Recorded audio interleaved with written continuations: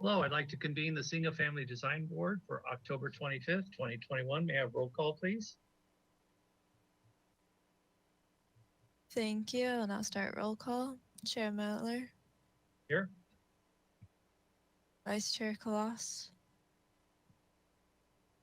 is absent. Board Member Ara Kellyan. Here. Board Member Klein. Here. Board Member Motisha. Here. And Board Member Ziegler. Here. Thank you. We have a quorum. All right, thank you. All right, moving on to item A, a public comment. Any member of the public may address the board for up to 2 minutes on any subject within its jurisdiction that is not scheduled on this agenda for a public discussion. Ms. Burkhart, do we have anyone that would like to speak? Thank you, Chair Miller. If you are attending by webinar and would like to comment on an item not on today's agenda, please raise your hand by clicking the hand icon on your GoToWebinar control panel. While we wait for hands, Ms. Fennessy, did we receive any written correspondence for items not on today's agenda? Thank you, Ms. Burkhart. We did not receive any general public comments.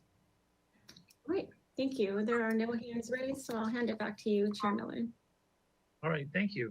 Moving on to item B, approval of the minutes for Single Family Design Board for October 11th, 2021. May I have a motion for approval, please? I'll move. May I have a second? I'll second that. Great, let's go through the items, please.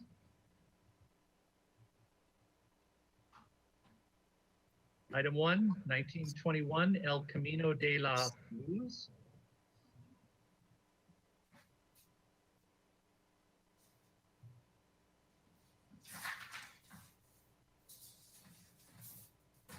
Item 2, 318 Oceano Avenue.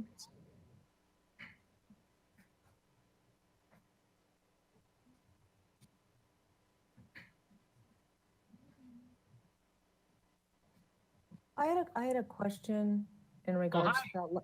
Hi, Mr. Chair Miller. I had a question in regards to the minutes of the last item, the one on Oceano. Yes. I noted here when I was reviewing the minutes that on item 2 under the amended motion, it just says the board makes minor suggestions in regard to stepping back or offsetting the second floor to soften the massing. I think there were specific recommendations that we made, and this is a very generalized statement. And I'm wondering why those specific suggestions are not articulated here. One of them was maybe to step it back along the easement. I think there was another suggestion made about trying to keep it symmetrical. There were about 2 or 3 different suggestions the board made. Chair Miller and Vice Chair Kalass, what we put in the motion is what was literally spoken during the making of the motion. We do review the video and I proofread the minutes before they go out. We can certainly take a second look at that if you feel something was missed. Nope, if that's the case, then I'll just make sure to be more articulate when actually making a motion if I understand how we got here. So thank you for that explanation. That's helpful. Okay. Yeah, and it wouldn't hurt to review it too, Ms. Burkhart, just as well, just to make sure. I'll take another look. All right, awesome. Item number 3, 36 Rincon Vista Road.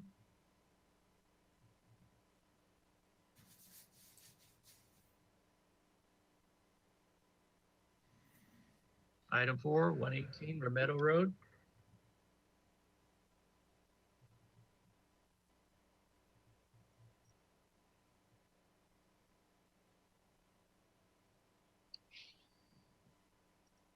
Item 5, 210 Los Alturas Road.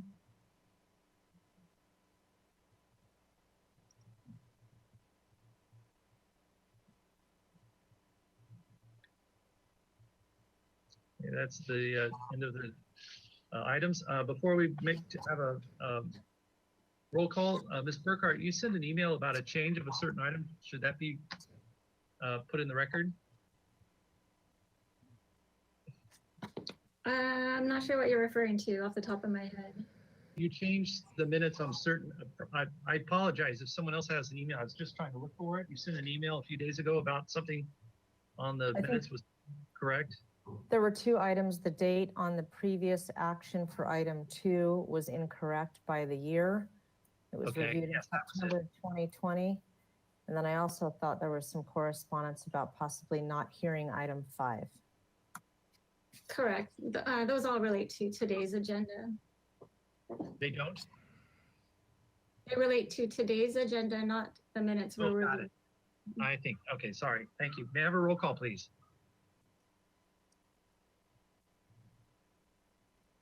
Thank you, and I'll start the roll call vote. Vice Chair Kalas, Yes. Board Member Ara Kellyan, Yes. Board Member Klein, Yes. Board Member Motisha, Yes. Board Member Ziegler, Yes. and Chair Miller. Yes, Thank you. Motion passes. thank you. Moving on to item B, approval of the, item C, excuse me, approval of the consent calendar for October 18th. May I have a motion for approval, please? I'll make that motion. May I have a second? I'll second. Thank you. Ms. Burkhardt, if we can go through the items, please? Sure. Item A was for 1308 Cacique Street, and the action was for project design approval with comments. The reviewers were Miller and Klein. All right, thank you. May I Oh, have I'm a- sorry. Actually, the reviewer was Board Member Klein on her own. Thank All you. right, thank you very much. May I have a roll call, please? Thank you, and I'll start the roll call vote. Vice Chair Kalas, Yes. Board Member Ara Kellyan, Yes. Board Member Klein, Yes. Board Member Motisha, Yes. Board Member Ziegler, Yes. and Chair Miller. Yes. Thank you. Motion passes. And I want to thank Board Member Klein for being there because I was unexpectedly called out of town that weekend. So that's why she was the only one in attendance at that time. Okay, moving on to consent item for today, October 25th, 2021. May I have a motion for approval, please? I'll move. May I have a second? I'll second it. Thank you. Ms. Burkhardt, can we go through the items, please? Yes. Item A was for 2515 Morrell Road. The action was to continue to the staff hearing officer with a return to consent with comments. Item B was 515 Orena Street. The action was for project design approval and final approval with comments. And item C was for 414 Yankee Farm Road. The action was for approval of a review after final. The reviewers for items A and C were Motisha and Klein. The reviewer for item B was Klein. All right, thank you. Hearing no comments or changes, may I have a roll call, please? Thank you, and I'll start the roll call vote. Vice Chair Kalas, Yes. Board Member Ara Kellyan, Yes. Board Member Klein, Yes. Board Member Motisha, Yes. Board Member Ziegler, Yes. and Chair Miller. Yes. Thank you. Motion passes. All right, thank you. Moving on to item D, announcements, requests by applicants for continuances and withdrawals, future agenda items and appeals. Ms. Burkhardt, do we have any of these? Yes, thank you, Chair Miller. I do have an announcement that item 5 of today's agenda, which is for 3333 Braemar Drive, will be postponed to November 8th, 2021 due to a noticing error. Okay, And that's it. No further announcements from me. okay. I kind of want to have a follow-up announcement. I don't know, one of the disadvantages of being on the Zoom call as opposed to being in the meeting is when people come to make comments and write letters, and Ms. Burkhardt sends separate emails about the comments. It's kind of critical that you familiarize yourself with these comments and read them. If you're having problems, because we got some for some projects for today, I've kind of discovered sometimes I miss them, and I think other board members possibly do too, but it's kind of, I think, critical that we kind of review the letters and comments we get. So that's my only announcement to make. So with that, let's move on to the agenda items. Item number 1. Chair Miller, just Hold on. Yes, go on. go ahead, Vice Chair Colas. Sorry, I tuned in 2 minutes late and you guys were so prompt today that I wasn't able to chime in on the public comment. I don't know if there was any announcement made about the Planning Commission hearing that's taking place this Thursday in regards to the adoption of SB 9, but I think that's an important item for the public to be aware of. I think that's at 1 p.m. if I recall properly, this Thursday. Can you confirm that, Ms. Burkhart? Yes, I don't know off the top of my head what time that is, but I can get back to you. It is on being heard at Planning Commission on Thursday. That is correct. Okay. And then I had 2 questions about,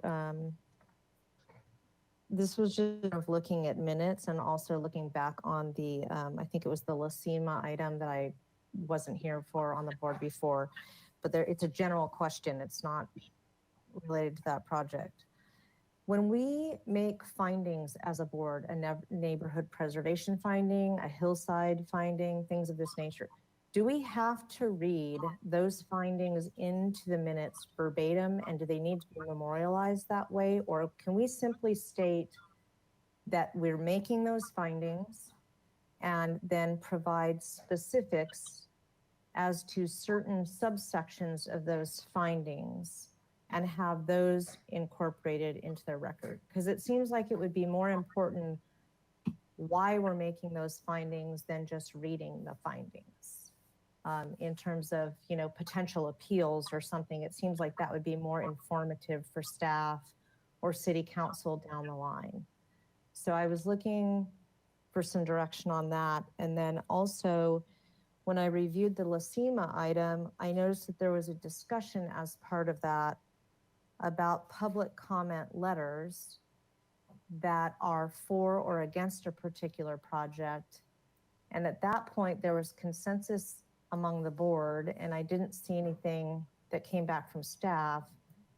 Just noting that when we did receive letters in support or against a project, that we would acknowledge how many of each had been received. So that there was a general understanding on the public's part as to how much opposition or support of a project we had received. Is that something we've changed, or was there a subsequent decision made that I might not be aware of in regards to that? Yes, Chair Miller, the rest of the board, Vice Chair Kolasa can answer your first question first. When making a motion, we do need you to go through each of the required findings. But yes, we do need you to qualify how you're making that finding. How does the project meet that finding? We really do need that why to be in the language of the motion. Okay. Excellent point. We need to work on getting some meatier motions in general. And then to your second question, written public comment is announced during public comment. However, at the direction of the city attorney's office, staff no longer interprets whether that comment is in support or not in support of the project. If I could Answers chime your in. Yeah, that's kind of a weird area now because of having to do this online. But I guess the important point is to make sure that everyone on board read the comments. But even that's not even required. I mean, it would seem important that they at least read the public comment. Yes, Chair Miller, it is expected that the board members are reading public comment that's distributed to them. These comments are also posted on the SFDB webpage for the public to see as well. I think that's something that's really that bears discussion in terms of, the format that we're in then, because one of the things about a public forum is that there is sort of, the whole is greater than the sum of the parts, right? If you've got 20 people in a room and they all feel very strongly and they all have a similar position, there is an energy that is created in a public setting that you will not get in this format. And so that's one of the reasons that I was trying to understand why we're not providing that count, because for the public in general, it seems like if I was just an observer of one of these hearings and I heard, wow, there's 20 neighbors who are against this project and there's 3 neighbors who are in support of it, it really provides a context for the public to understand what's happening when we're reviewing these projects. So I'm still a little bit concerned. I heard from you that staff cannot make that interpretation. I don't know if we are officially considered staff. Is that something that the chair of this board can You bring up state? excuse me, Board Member Kalash, you bring up a valid point. It's not an interpretation. It's a kind of don't you think, Board Member Burkhardt, it's a count, whether they're for or against it? It seems kind of obvious, right? That's the direction we have from the city attorney's office. So that's what we need to go with at this point. Maybe this is a bigger discussion we can come back with. I certainly will note your Sure. comments. Yeah.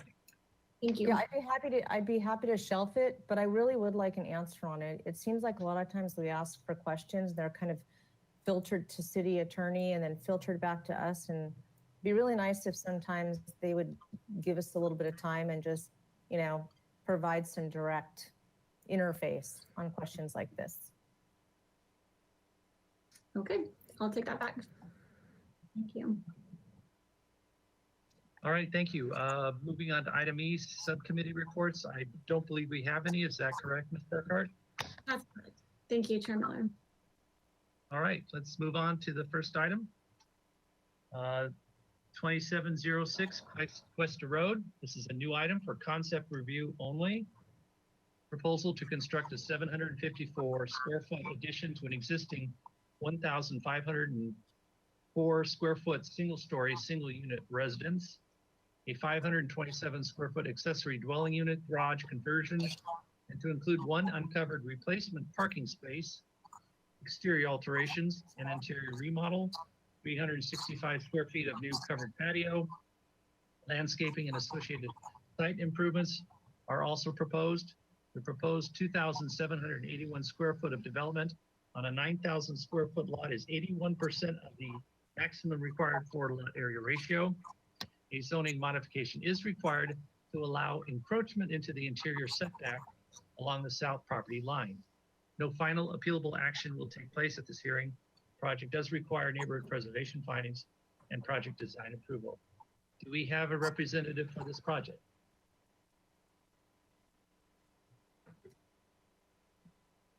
Hello, Ms. Hughes, we can't hear you.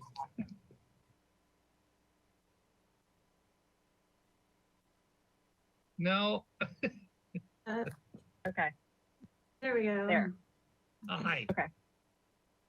hi, I'm here presenting on behalf of Tom Oxner, our architect, and the project is an addition to an existing single-family residence.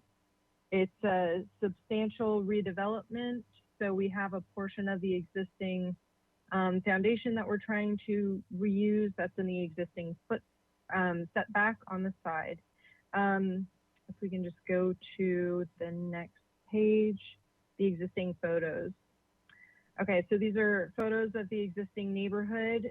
There's an assortment of different styles, some modern, some Mediterranean. The style of the existing residence is kind of one of these manufactured cottage type houses from the 50s or 60s, I think. And you actually can't really see it in this photo, but I have it on the next sheet as well, the front of the existing residence.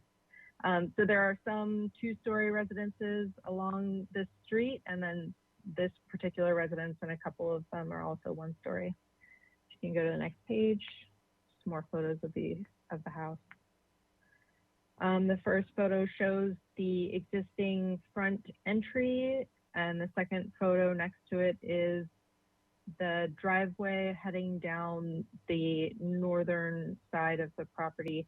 The site steeply slopes toward the back, so in the front of the house, you have a nice level front yard, and then in the back, it's more sloping down to that lower area, and then there's an existing detached garage down there, which I think you can see in some of these other photos if you go down further on the page.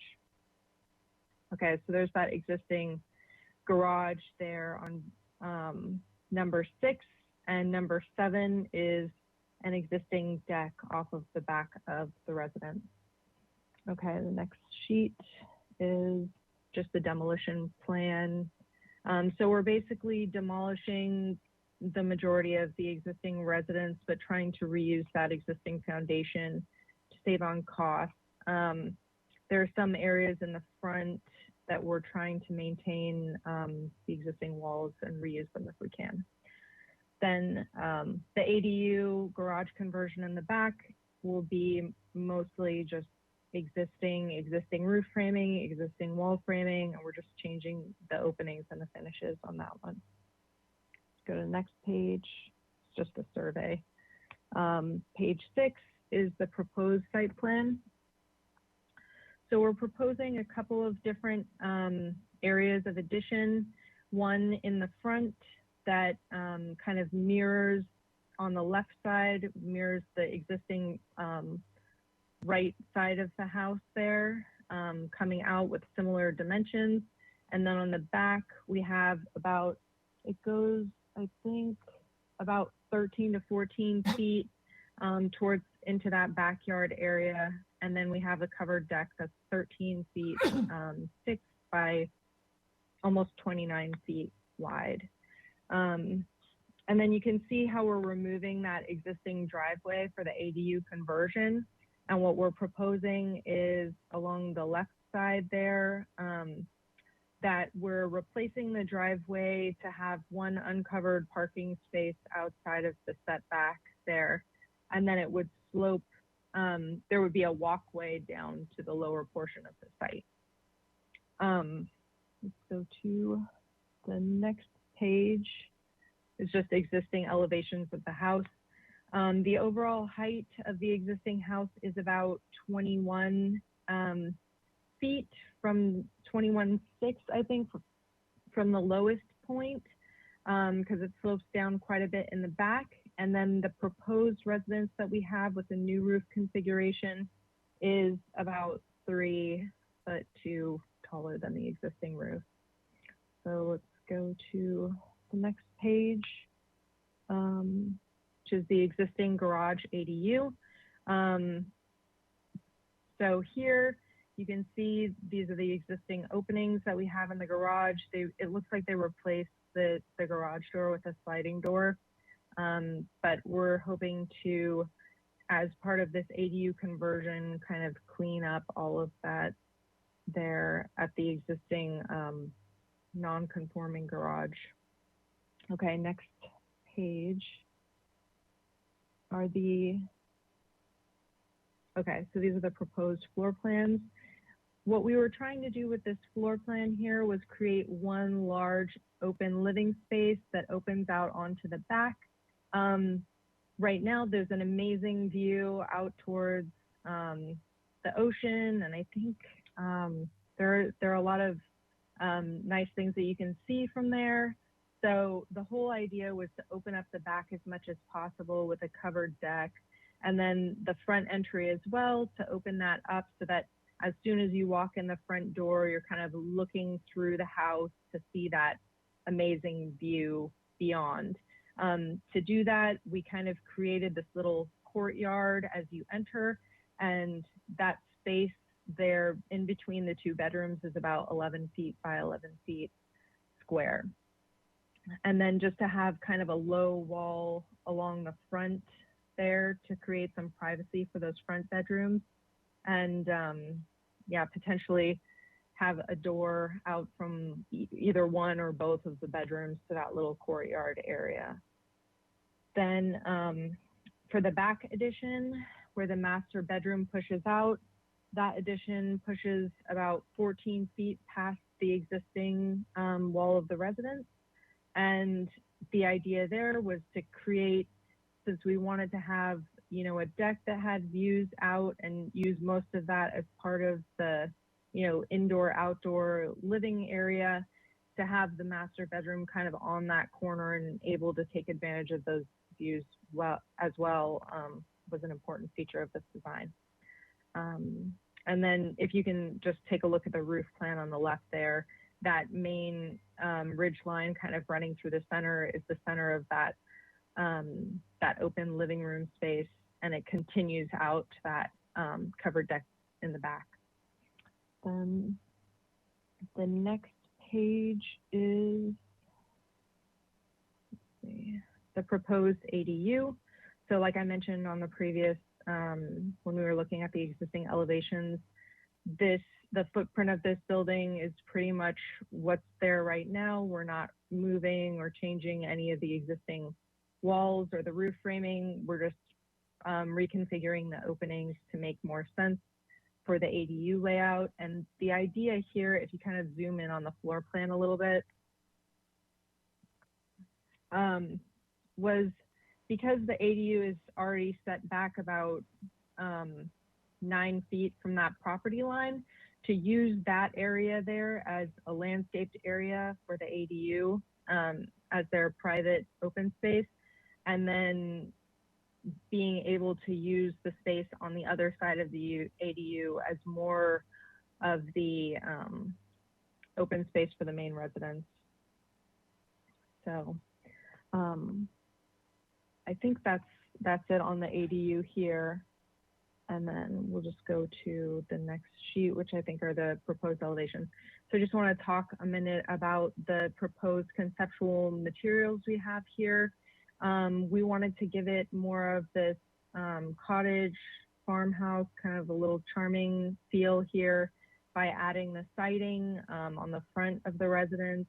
The materials are a mixture of horizontal siding and stucco, which is the existing finish of the residence, and then the standing seam roof was just another nod to the farmhouse style, and then we'd have painted exposed rafter tails similar to the existing. On the proposed west elevation, that's the front entry there, so you can see that low wall kind of creating that little courtyard in the front, and then at the entry there, the idea was to just have it mostly glass and just open through to take advantage of those views through the house. Then on the other elevations, the side elevations are, the lot is pretty narrow, so there's not really much room on those side elevations. One of them is adjacent to the existing driveway as it slopes down, and the other one is right on the setback.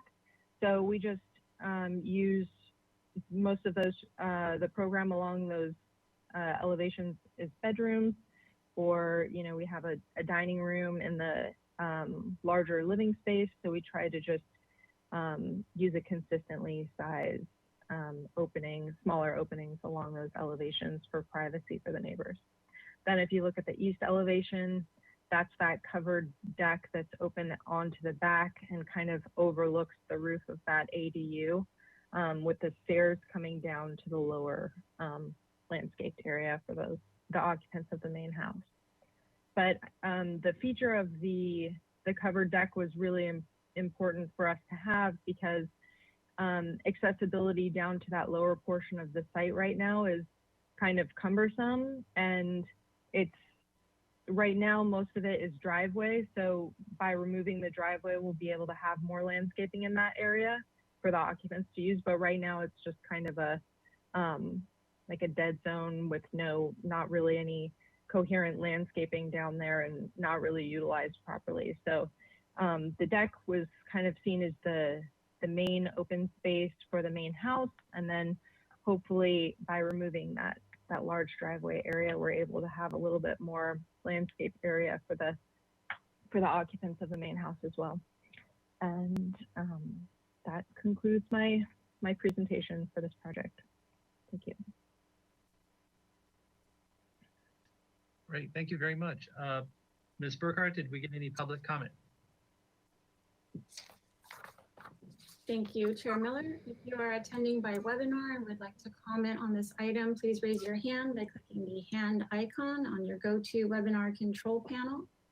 While we wait for hands, Ms. Fennessy, do we receive any written correspondence for this item? Thank you. We received one written correspondence letter from Linda Fernandez that was distributed to the board prior to this meeting. All right, thank you. We do have one hand raised, so I would like to call on John Peltz. Mr. Peltz, I'm going to unmute you. I'm going to send you an unmute request. Okay, looks like your mic is live. You have 2 minutes to speak whenever you're ready. Hello, board and presenter. I didn't get your name. Are you hearing me okay? Yes. So I'm the south neighbor, 2702 Cuesta. And I just have some curiosity questions about the permit status, reason that it has to go through design review. It appears like the house was built at a time when there was a different setback or it was built incorrectly. It looks like there's less than 5 feet on the south side, which is my side, and it looks like the project intends to extend that wall additionally inside of the setback that is non-conforming currently. I wonder if there has been a survey done so we could see exactly where. I didn't see any actual any surveyors data in the plans that were published. Can we request story polls to see the impact of the extension of the height and the distance of the roof? There's a fireplace that looks like it's going to be relocated closer to our property that is of concern to us. Additionally, the front courtyard looks like it would require the removal of a palm tree and a podocarpus. I know that for our property, we consult with the city's arborist before we do any work on our trees. And the house was built in the 40s. It was one of the original houses, and so yeah, it's an old guard of the neighborhood, but it does need some updating. I agree with that. Do I get answers or do I just comment? If you have any specific questions directed to someone, you're welcome to ask. So specifically, is that the reason for design review because the existing wall is outside of conforming with respect to setback? Ms. Burkhart, can you answer that question? Yes, thank you, Chair Miller, and to the board. The reason this project is here for design review is because it is over 17 feet in height. That is the trigger for design review. The ADU that is proposed as part of the project is not subject to design review. It's been reviewed by zoning and it meets all the ministerial requirements. But it is the 17 or being over 17 feet in height for the primary residence. That is the design review trigger. Oh, my question was about the, you see, if you go back to the plans, you see where the new fireplace is proposed. There's an extension of a wall that is already encroaching into the setback. Does that come up at this point or is that another point? This project also requires a zoning modification to allow an encroachment to the interior setback along the south property line. That will be reviewed by the staff hearing officer. This board will be asked to make comments as far as the aesthetic appropriateness of that modification. However, support or lack of support of that modification is up to the staff hearing officer. Okay, and about story polls, is that something that's requested to this board or is that the next one? That would be something we would consider, but that has to be decided by the board. Okay. All right, thank you. Thank you. Ms. Okay, Burkhart, do you thank- have anyone else? Chair Miller, there are no further hands raised, so I hand it back to you for question. All right, thank you. Maybe moving it back to the board for questions. Vice Chair Kalas, do you have any questions, please? Yeah, so I guess just a point of clarification on the side yard issue, which is probably one of the reasons for the modification, if not the reason. So you guys are just adding basically in line with the existing structure. Is that correct, Ms. Hughes, with the exception of the fireplace element popping out? And the rest of the additions are conforming, is that correct? Yes.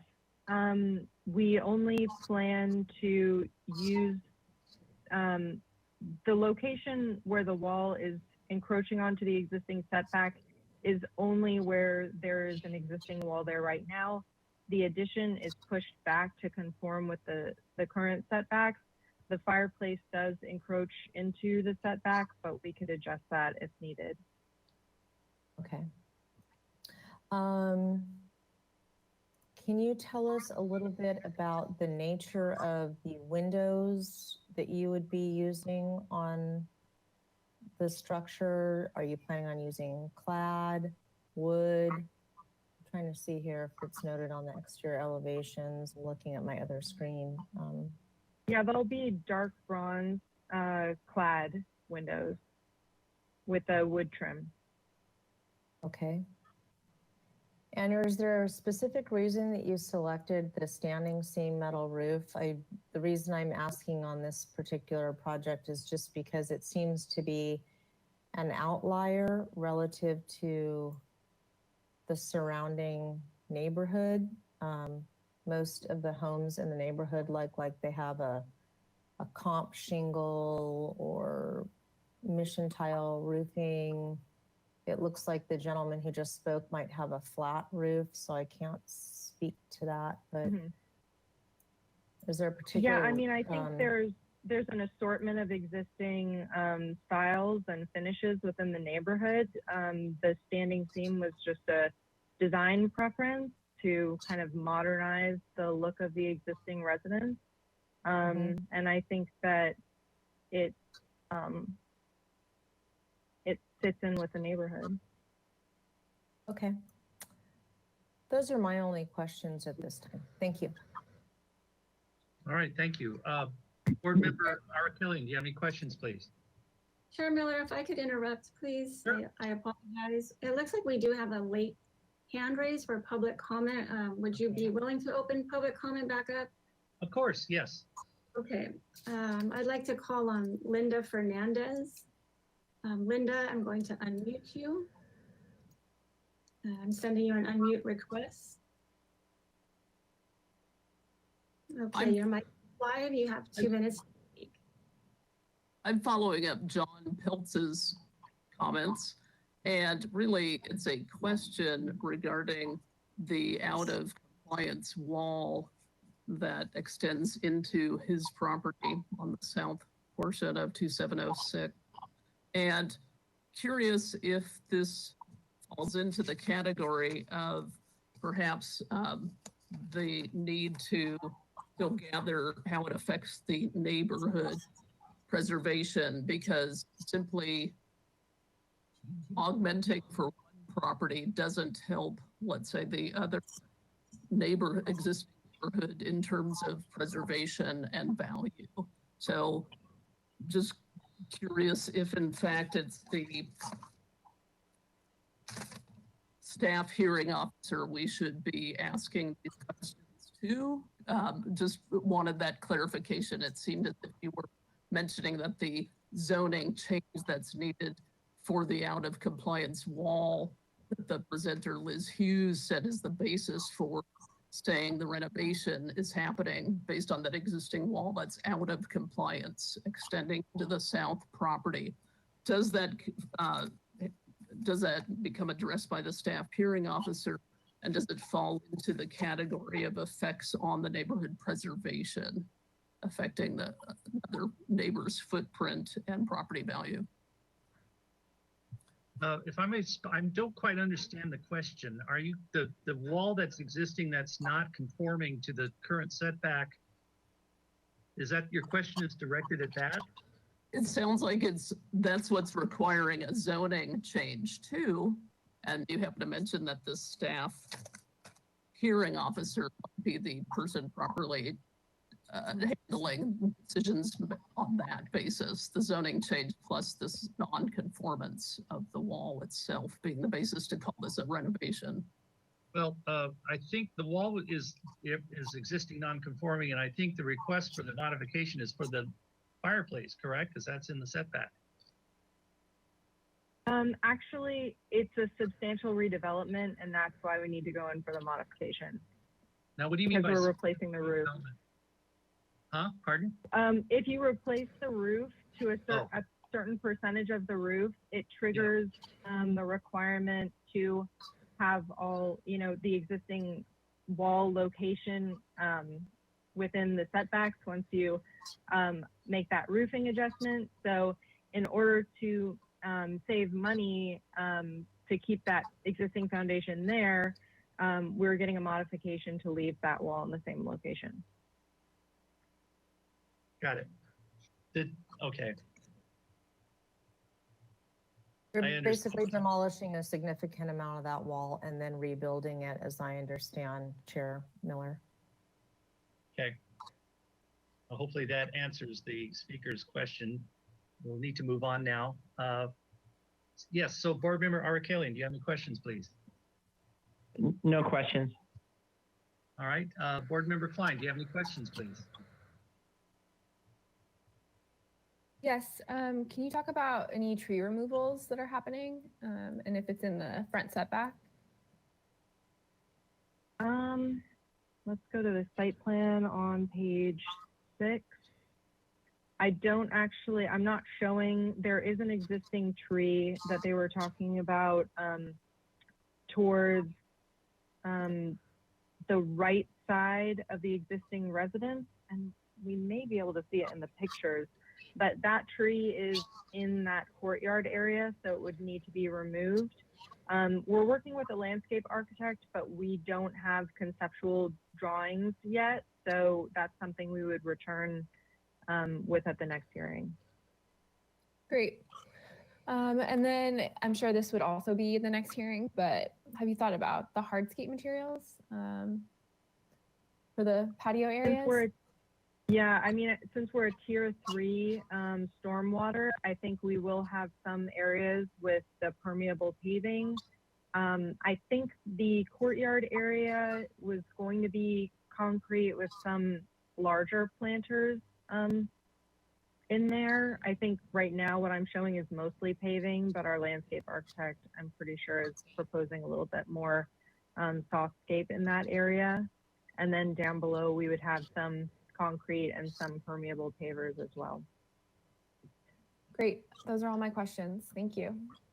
All right, thank you. Board Member Motisha, do you have any questions, please? Yes, I think our guidelines require us to have if we're putting in a deck in, it has to be 15 feet off setback, off property line. And that is a deck in there, even though it is covered. Is that true? Ms. Burkhart, can you speak to that question?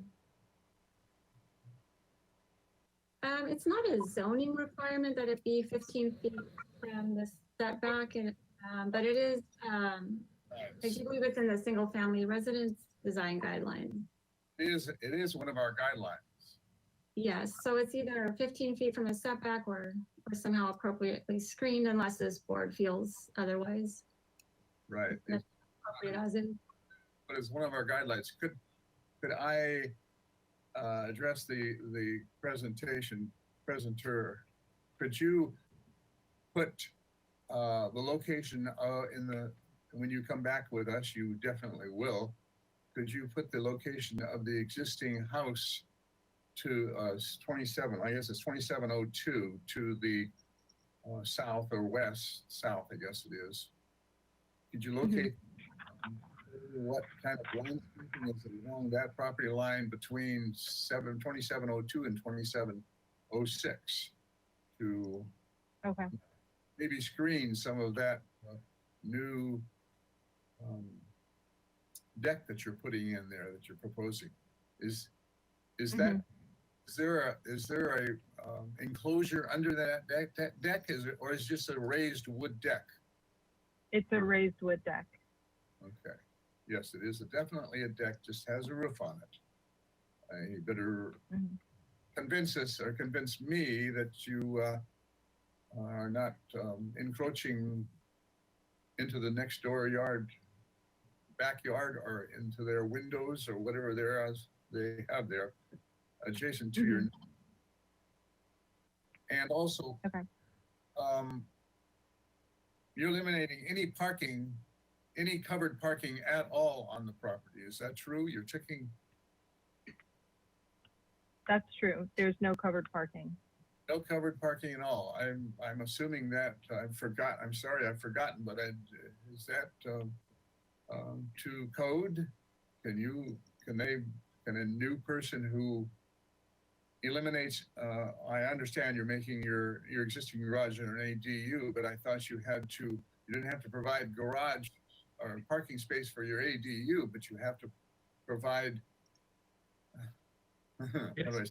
You No, take I know exactly what you're saying. Yeah, that's a good question. Ms. Burkhart, can you address that question? Yes, Chair Miller and to the board, the newest ADU ordinance that the city has in place does not require replacement parking when you are converting an existing garage to an ADU. So there is no covered parking required for this project. But What about for the house? Yeah. Is there required off-street parking, at least one, as they have done? They do not have to replace the displaced parking. So they're Interesting. That's okay. Who should I object?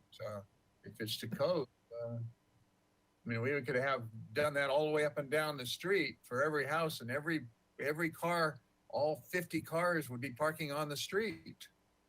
I can't believe, yes, I do believe that that's zoning, but hard to believe. Let me see. Yeah, other than that, I don't have any more questions. Thank you. Thank you, Board Member Motishan. You bring up a very valid concern that I think is beyond our hands. Board Member Ziegler, do you have any questions, please? You're muted. I didn't mute me. Now I can hear you. Can you hear me? Okay. Yes. Mr. Matisha stole my question, but I have another one. It looks like on that driveway, does the car have to pull in and back out to the street? I don't see any way for a car to turn around and go out to the street, engine first. Is that correct? Does not have That's to. correct. Does not have to in residential drawings. You can back out onto the street. Only in Okay. commercial, come out forwards. Okay. All right. Well, that would be my question in addition to your question about no parking for the ADU. Thank you. All right, you're welcome. Thank you. I have a couple of questions. What color were you thinking of painting the house? White, Like a stark white? just a white siding. And what color were you? Kind of like a soft white siding. Soft white, like an off-white? I think closer, not quite cream. It would be just a white, probably a composite shingle. So I'd have to see or the composite siding. So I'd have to see what kind of colors they have available, but I can bring that at the next hearing. Okay, and what color were you thinking of the standing metal seam roof? That would be a flat, non-reflective gray, not kind of a medium gray, but not too dark or light. Okay, all right, thank you. Those are my only questions. I'll bring it back to the board for comments. Vice Chair. May I have Yes, another? what?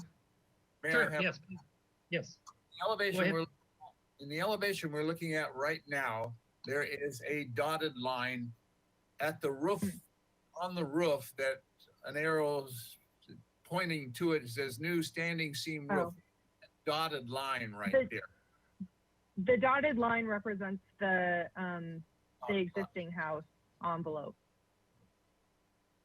They just happen to be in the same location as that arrow coming down on the new roofing. Okay, so the main ridge line, the high ridge line, which is 30 feet high, is it's basically a new roof that Yeah. goes over the whole house. Okay, that's a new roof. Okay. Yes. We're looking at the gable at the west elevation, brand new. Yes, Okay. Yeah. Very good. Thank you. you're welcome. All right, moving on to comments. Board Member Vice Chair Collas, do you have any comments, please? Yes, a couple comments. I generally think that the project is respectful of the streetscape massing, and I appreciate that very much. I think it generally fits into context with the neighborhood well. I could support the modification on the, I believe it's the south property line to basically retain development 1 foot within the existing setback. And I personally wouldn't have any problem with supporting the chimney element either. Ms. Burkhart, am I about to receive some direction here? Yes, please, if you could maybe frame your comments in terms of aesthetic appropriateness as opposed to support or lack of support of the modification. Okay. Good luck with that. Yeah, it's a little tricky when everything's getting torn down and you're basically putting it back. I could support the modification to retain the development within 1 foot of the setback because I do not think it has any negative effect on the neighborhood or the development within the neighborhood. I also think that it allows a reasonable and safe distance from the southerly neighbor. I do have some concerns about the privacy for the southerly neighbor or the neighbor that spoke from 2702. And I'm basing those, I keep looking over here because I have a larger screen. So if we're not feeling like I'm contacting you with my eyes, Ms. Hughes, please don't think that I'm ignoring you. I'm just looking at the plans on a larger screen. It's easier for me. When I look at that south elevation versus the existing elevation, it appears as though there's a pretty significant increase in fenestration. And I know that these are conceptual plans, so maybe window sizes haven't been completely resolved.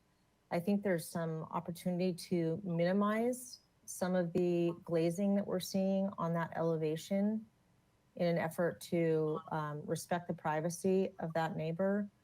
I think you probably have your egressable windows out of the west window for bedroom number 1, and you might be able to minimize the windows in that bedroom on the south side, or maybe make those transom or clear story windows. And I think the bathroom window could get smaller also. So I would like to see some reduced fenestration on that side if at all possible. I'm personally not so worried about the privacy related to the deck, just because there's an existing deck off the back of the home already. And so I think there's precedent for that. And so it's a bit less of a concern for me than the visual connection from the inside of the house. I think the massing is in keeping with the neighborhood. I would prefer to see a asphalt shingle or something composite on the roof rather than the standing seam metal for this project, because I think that would be more in keeping with the character of the neighborhood and the age of the neighborhood. Those are my comments. All right, thank you. Board Member Arkelian, do you have any comments, please? I do. I'm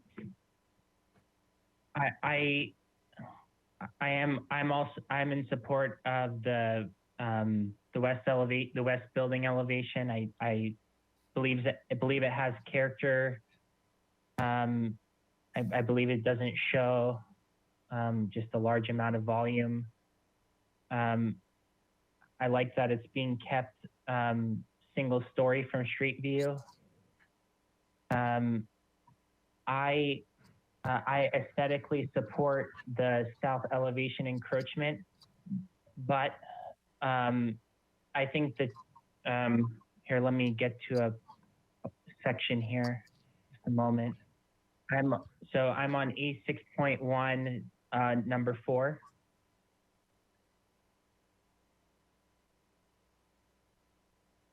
It was the same page, A6.1, number 4.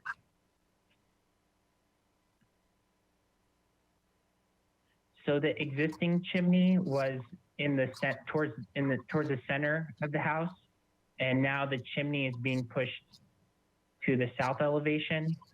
And I think that should not be the case. If you're putting I think it would be justifiable if you were working with an existing chimney, but since you're starting a whole new chimney, I think it should not be along that elevation. I think it should be tucked in somewhere instead of being pushed to where the encroachment's going to be, if that makes sense. I'm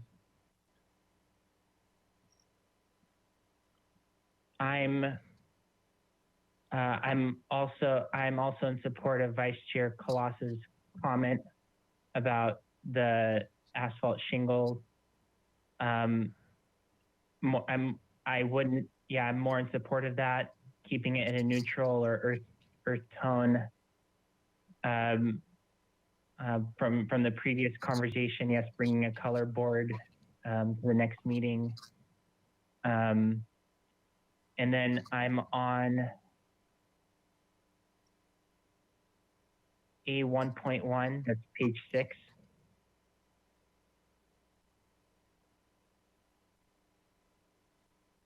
I'm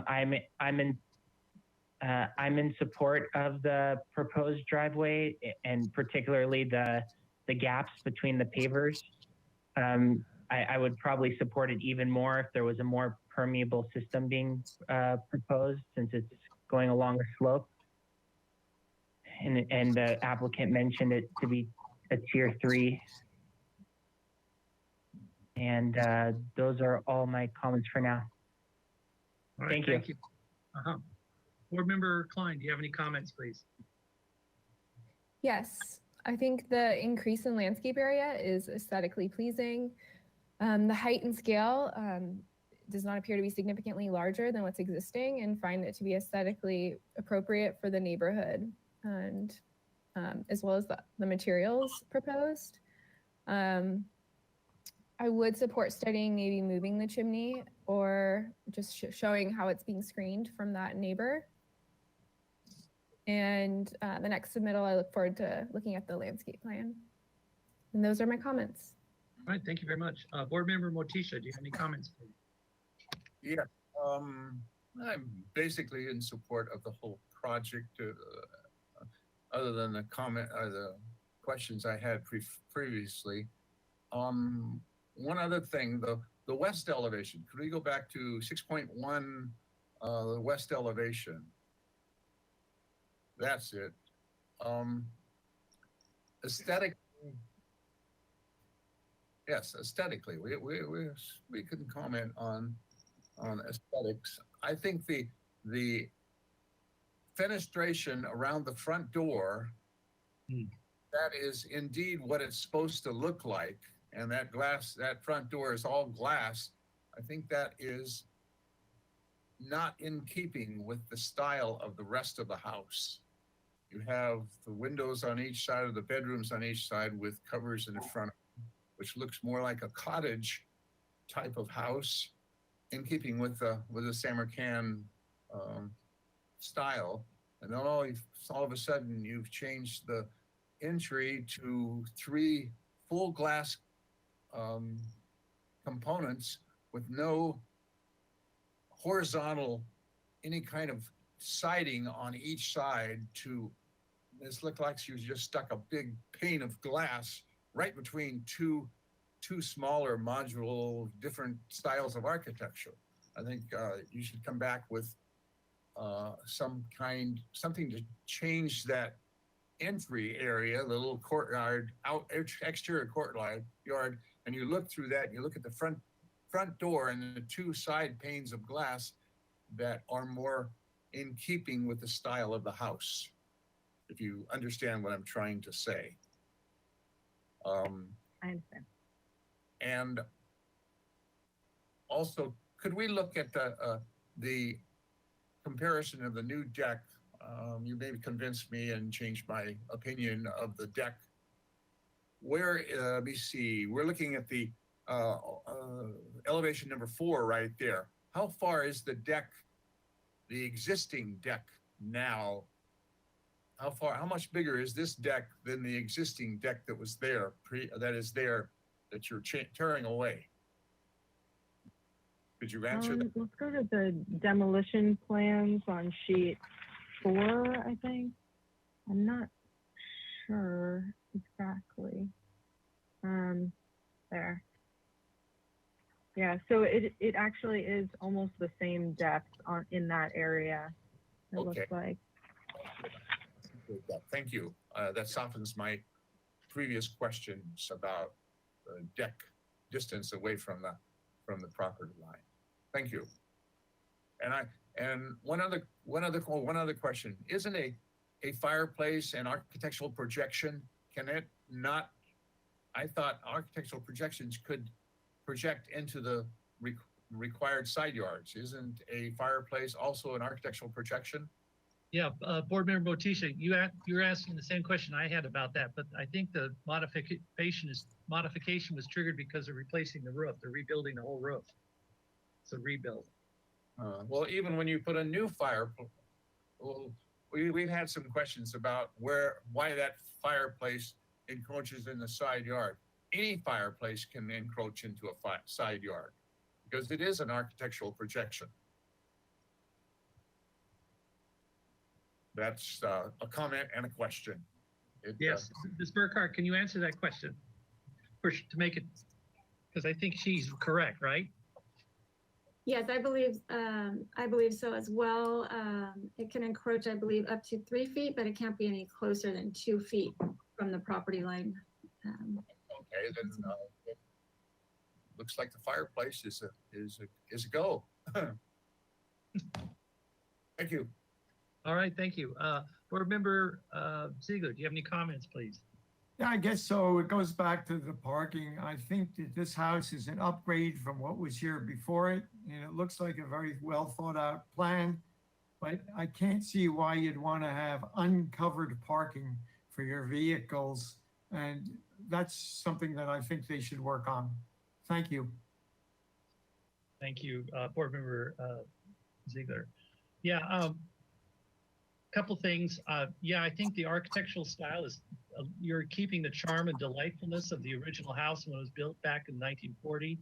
I do struggle when you say you're trying to modernize the home. That never usually works out well because modern architecture has a definite style, and this house from the 40s is a little cutesy, charming little house. I'd feel more comfortable if you respect the style as opposed to trying to modernize it, because sometimes they tend to clash. And in particular, I feel uncomfortable with the standing metal seam roof on this particular style house. The scale is so small. I think I would be more comfortable seeing a composite type shingle roof on this. I think that'd be more appropriate. I agree with Board Member Motisha on the front door. I think you could study that, make that, kind of study the genre of this style of cottagey architecture and maybe develop something really cute there. That is not conflicting with the architecture, but actually celebrates it. And the color gray and white, I think, is a little too, like I said, you're talking more modern, and I think if you went more to what the colors were of that era, or they would, just soften the colors. I don't think gray is a good color to choose for this house.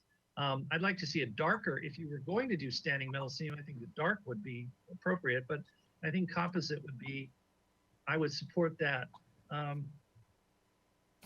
And those are my only comments. So with that, would someone like to entertain a motion? And they're here for comments only. This is a concept review.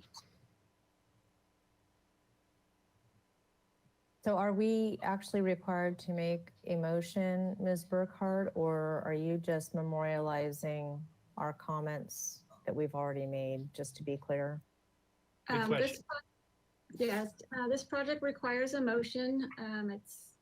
So what you're thinking of is a pre-application where we just collect comments. So this is a planning application. They are headed to the staff hearing officer. So as part of your motion, if you could include comments on aesthetic appropriateness of the modification, that would be helpful. Thank you. Okay, I'll attempt to make a motion. The board finds that the project as presented is in keeping with the general character of the neighborhood and massing, bulk and scale. The board would like to request that when the applicant returns, they include the footprint of the home that is located at 2702 on their plans, that they illustrate a solution for screening of the deck relative to the home at 2702 to the greatest extent possible. That could be done through landscaping or other means. Or that alternatively, they provide us with a section cut through that southerly property line that illustrates how that is screened or will not affect the privacy of that neighbor. The board would like to request that the applicant study the quantity of fenestration on the south side of the residence in an attempt to reduce it in support of the privacy for the owner at 2702. The board is generally split on their support of the location of the fireplace. The board would like to see a full landscape plan when the applicant returns, as well as finish board with colors and finishes. There was a recommendation that permeable pavers be considered for the driveway. The board would, well, some members of the board would prefer to see a composite or asphalt shingle roof instead of the standing seam metal roof, because they feel that it's more in keeping with the genre of the home. The board would like to see the front door on the west elevation studied so that the front door entry is more in keeping with the architectural nature of the residence, that being a cottage. The board would like to see the colors considered and perhaps a softer color palette provided. And the applicant may want to consider providing an opportunity for covered parking. The board can support the modification for the reconstruction of existing square footage that sits within the side yard setback on the south side, because we feel as though it's in keeping with the existing development patterns in the neighborhood, does not cause any safety concerns, and is appropriate for the architectural style of the residence. That's my motion. All right, thank you. Ms. Burkhardt, did you have something you wanted to say? Just real quick, I might have missed it. Vice Chair Colas, I'm just wanted to confirm whether or not you added language about continuing this project to the staff hearing officer. No, that was just assumed that we would be sending it on to the staff hearing officer prior to it returning to our full board. Thank you. Great. Thank And you. then I have a question. Do you need to mention story poles were requested by somebody? I don't think it's changed that much to Okay. require. Just saying somebody mentioned it. I didn't know if we had to mention it. And Chair Miller, if we can get a second before we move into the Yeah, can we discussion. have a second, please? May I have a second? Thank you. I second it. All right, thank you. Now open for discussion. Do you think story poles are needed for this project? No.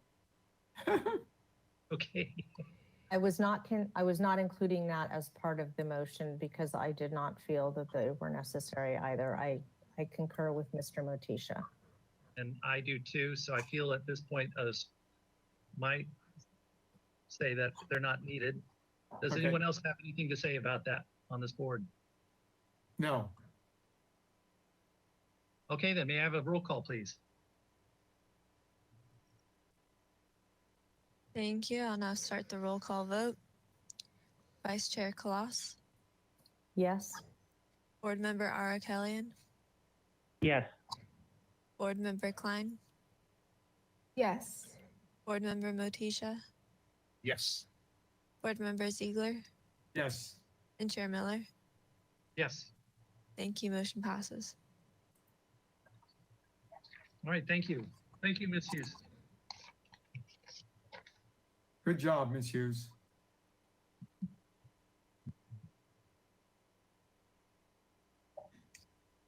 Okay, ready? Move on to item 2.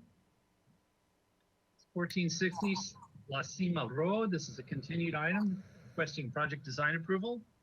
Proposal to demolish an existing 449 square foot garage and concrete driveway associated with a 1,987 square foot single story, single unit residence and construct a new 603 square foot 2-car garage with a 706 square foot accessory dwelling unit above and new 746 square foot driveway and walkway area. The project also includes the removal of an existing wood retaining wall and a prefabricated shed and construction of a new retaining wall. A 115 square foot addition to an existing 943 square foot deck is also proposed. The proposed 3,296 square foot of development on a 11,326 square foot lot is 85% of the required maximum floor to lot area ratio. Project design approval is requested. Project does require neighborhood preservation findings and hillside design and soil block findings. Project was last reviewed December 21st, 2020. Ms. Burkhart, do we have minutes from the previous meeting to, if Vice Chair Kalas, if you could read them into the record, that'd be great. Happily, Chair Miller. Okay, so when the project was last reviewed, the following motion was made. Project would be continued indefinitely with the comments as follows.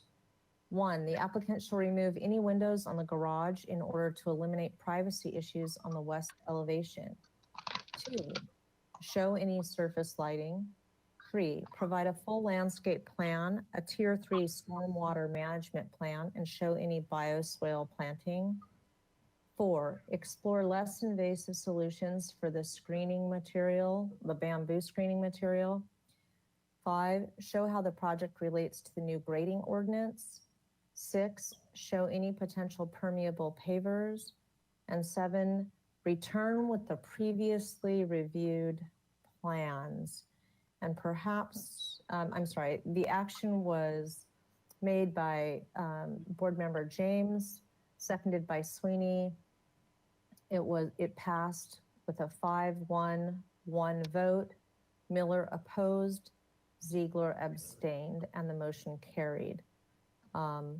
Perhaps Ms. Burkhart could give us some clarification on item 7. I did review the video, and I think that at the time, I think Ms. Burkhart, there just might have been, I think we were kind of still struggling with Zooms or webinars, and maybe the original plans weren't available for reference, or perhaps you can clarify. Yeah, Chair Miller, Vice Chair Kalas, and to the board, I'm really not sure. We do have the plans that were reviewed at the last minute meeting, which is typically how we're running meetings now. So we have those available to you if you'd like to see them. Okay, thank you. I guess 7 sort of like goes without saying, based on the That's current circumstances. That's true. All right, thank you. Mr. Young, if you'd like to present your project and specifically go over how you address the items on the minutes. Okay, good afternoon. Thank you for having me and letting us present our project today. So this is the 3rd design iteration of this project. So I've been before the board twice. And so we're hoping today to get final approval after comments from our last meeting in December of last year. So if we could turn to the next page, number 3, page 3. As you can see from this drawing, shows the extent of the work proposed with the dark dashed line. So you see there the existing 2-car garage and a little workshop area next to it, adjacent to it, that is attached, that is going to be removed. And down the hill slightly is a shed that will be removed. And so this is the area of work that we're proposing the addition. If we can move on to the next page. Here we're showing, in the last board, one of the members, I'm sorry, I don't recall who it was, but they were not thinking that the 3-car garage that we proposed previously was in keeping with the neighborhood. So we reduced to a 2-car garage, and then also, instead of having exterior stairs, which was a comment from the neighbor about with privacy issues and fenestrations on the left side of your drawing, we've eliminated all fenestrations on the left side of the property and included the stair as an interior stair to the 2nd floor in order to address those comments and concerns. If we can move on. And then, oh, I'm sorry, we'll stay with that page. As you can see in this drawing, we're also proposing some the removal of paving and the replacement of the paving in the driveway, creating a 2-car parking area in front of the garage to mitigate the off-street parking, because La Cima is a narrow street and the parking is rather tight. And so we're trying to keep as many cars off of the street and provide the owner and the occupant of the ADU an opportunity for parking. We've also did some these kind of eyebrow looking retaining around existing trees to try to mitigate soil erosion. We are also having these step planters on both sides of the property, and in order to create more opportunity for landscaping on each side. And then if we'd like to go on to the next slide, or the next page, sorry. Here you can see the 2-car garage that's going to be removed. As you can see, it's detached from the existing residence. And there was a concern because this was the proposed on the next page is in the setbacks and, or I'm sorry, these are in the setback, and our new iteration has been significantly pushed back, and we're trying to get within the setback and also give the neighbor to the left more room, because there was concern that the previous iteration with the 3-car garage was too close and we were right at the 5-foot setback. So we've tried to push all of the design over in order to give a larger buffer area with the neighbor, as he is opposed to our project at this time. If you would like to move on to the next slide, or the next page, sorry, keep saying slide. You can see here, this is the existing elevations. You can see the separate two-car garage with workshop, and it is, as you can see, it's separated from the existing residence. If you move on to the next page, here, this is our proposal. So now we've gone back to a two-car garage iteration, which is more in keeping with the neighborhood, having two car parking, covered parking, and we've tried to get our addition close to the residence and try to incorporate it more as part of the existing residence instead of being a more separate block or entity. And we want to move on to the next page. Here you see it from the back side of the property and the side with the neighbor to the left, which is the west elevation. We've eliminated all fenestrations on that side as there was a concern. And then we also removed a balcony and stairs that I had alluded to previously, because we felt that this was another comment from the neighborhood that we were invading their privacy by creating exterior stairs and exterior fenestrations that were towards the west. Let's see if you'd like to move on to the next slide.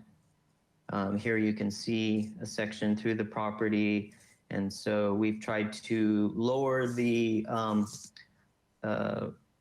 addition as it was, there was a concern that it was getting rather high. And so we've created, as you can see, off-street parking from La Cima, plus 2 interior covered parking underneath the ADU, and created a retaining situation that you see on section B to retain that and being able to create that off-street parking for the owner or the residents of the ADU.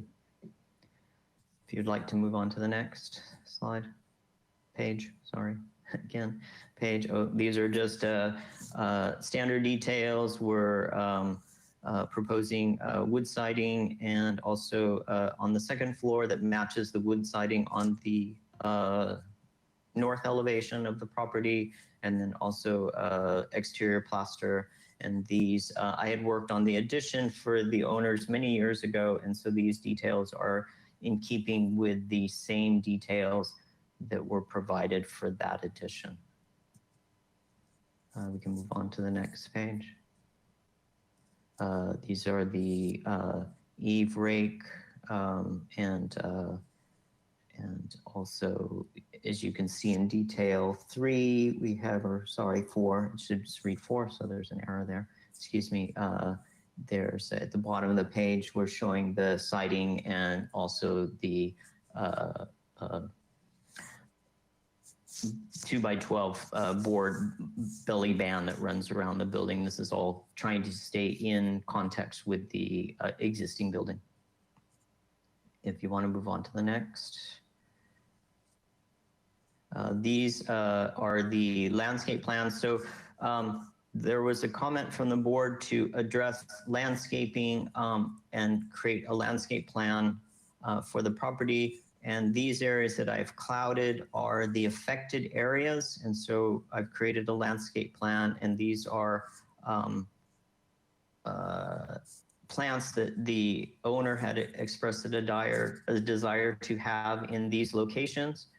There was a question of the bamboo, and that bamboo is located on the property to the left. That is not part of our property, but in order to mitigate that, there's a proposed retaining along that property line as part of this, as part of the scope of work. We can move on to the next slide. Next page, sorry. Here is detailing the areas of the proposed planting. So these are in the various areas that were illustrated on the previous page. And so these are the plants that the owner had expressed a desire to have in these locations. And so you can see that on the left side of the property on area 1, we have a step planter that steps down the hill, follows the contour of the land, and with the stair adjacent to it. And this is, we've tried to turn this into a kind of a green buffer for the neighbor, as this seemed to be a concern. And then these other areas are, we're trying to increase the areas of landscaping, and we've created another step planter, area 3. Area 2 would be the area in front of the addition and adjacent to the existing house. Area 4 is on the opposite side of the property to the right. We'd like to move on. These are the civil drawings. So there's been a complete civil plans thought out and illustrated in the next series of drawings. And we are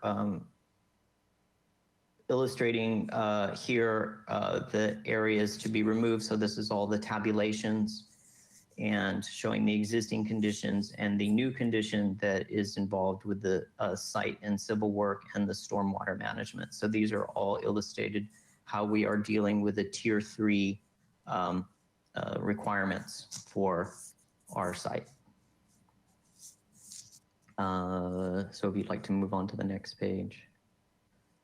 Here we're showing the different areas of, again, these eyebrow looking retaining areas are dry laid concrete block and that we're proposing to use a lot of the existing concrete that's on the site, cutting them into block and laying them up in different areas to try to mitigate how much export of construction waste there is.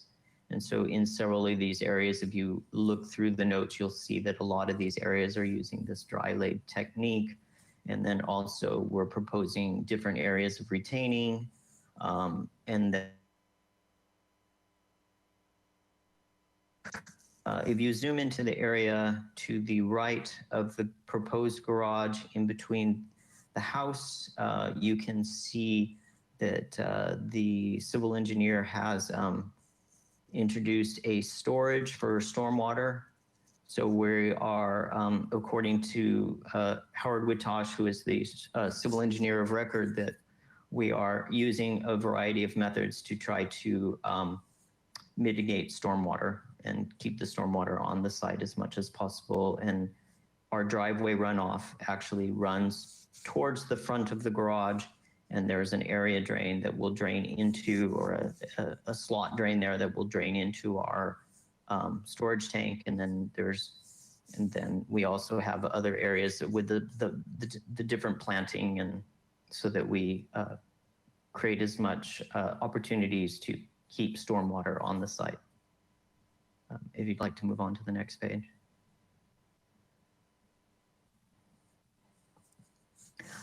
This is showing the hydrology calculations from the civil engineer. So he's illustrating how water will be retained. And then if you would like to move on to the next, these are the soils report. And let's see if we move on to the next. He is showing the different areas where we're cutting through the site and the retaining, and the top A is showing the step planter, B is showing the cut through the site, and C where the area of the tank is cutting through the site. So we're showing how we're storing stormwater.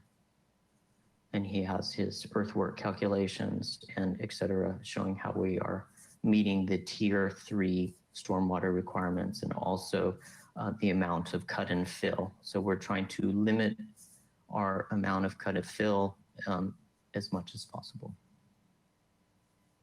I think that is about it. These are the existing photos. So as you see, the existing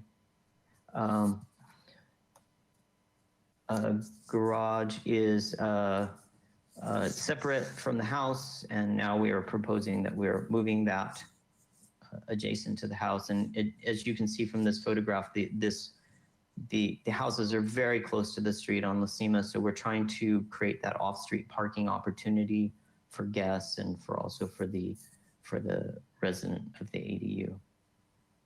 If you want to move on to the next picture. This is showing the back of the property. We're showing the deck area, and so that little portion of deck will be continued just to the one side of the garage to create access for the owner to that area of the property. Mr. Young, your time's about up. Do you need a little more time to present your project? Just a couple more minutes, yes, Okay, if that's all right. A couple minutes. Sure, go ahead. Yep. Yeah, I just want to show the materials, and I think that'll be about it. Just go through these photos real quick, and then the materials, and we'll be ready. I'll be done. We can move on to the next photo.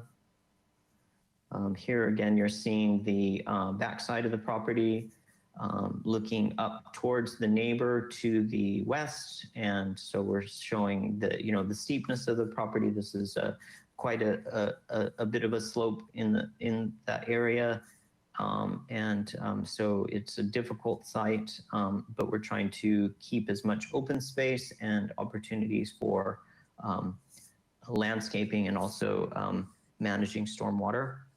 The second picture to your right is you can see the existing residence, which we're proposing to build up next to, and we'll be eliminating those two windows that you see in the photographs and providing light and air through skylights and one of them is a closet, and then you see the corner of the existing workshop garage area, so that all will be taken away, and that is where we're proposing our addition. And then next picture, please. Here is that bamboo hedge that had been commented about in the previous meetings. And so as you can see, that is the responsibility of the owner, and he has not reached an agreement with the owner of the proposed project, and he wishes to leave that bamboo. So we are proposing to create retaining and along that wall, and to mitigate that, and hopefully they come to some agreement about how to manage that bamboo. But as you can see, the existing garage is very tight to that property line, and we're actually proposing. I'm sorry to interrupt. Yeah, no problem. And so we're proposing. Well, this is just because this has become a point of contention in the proposal.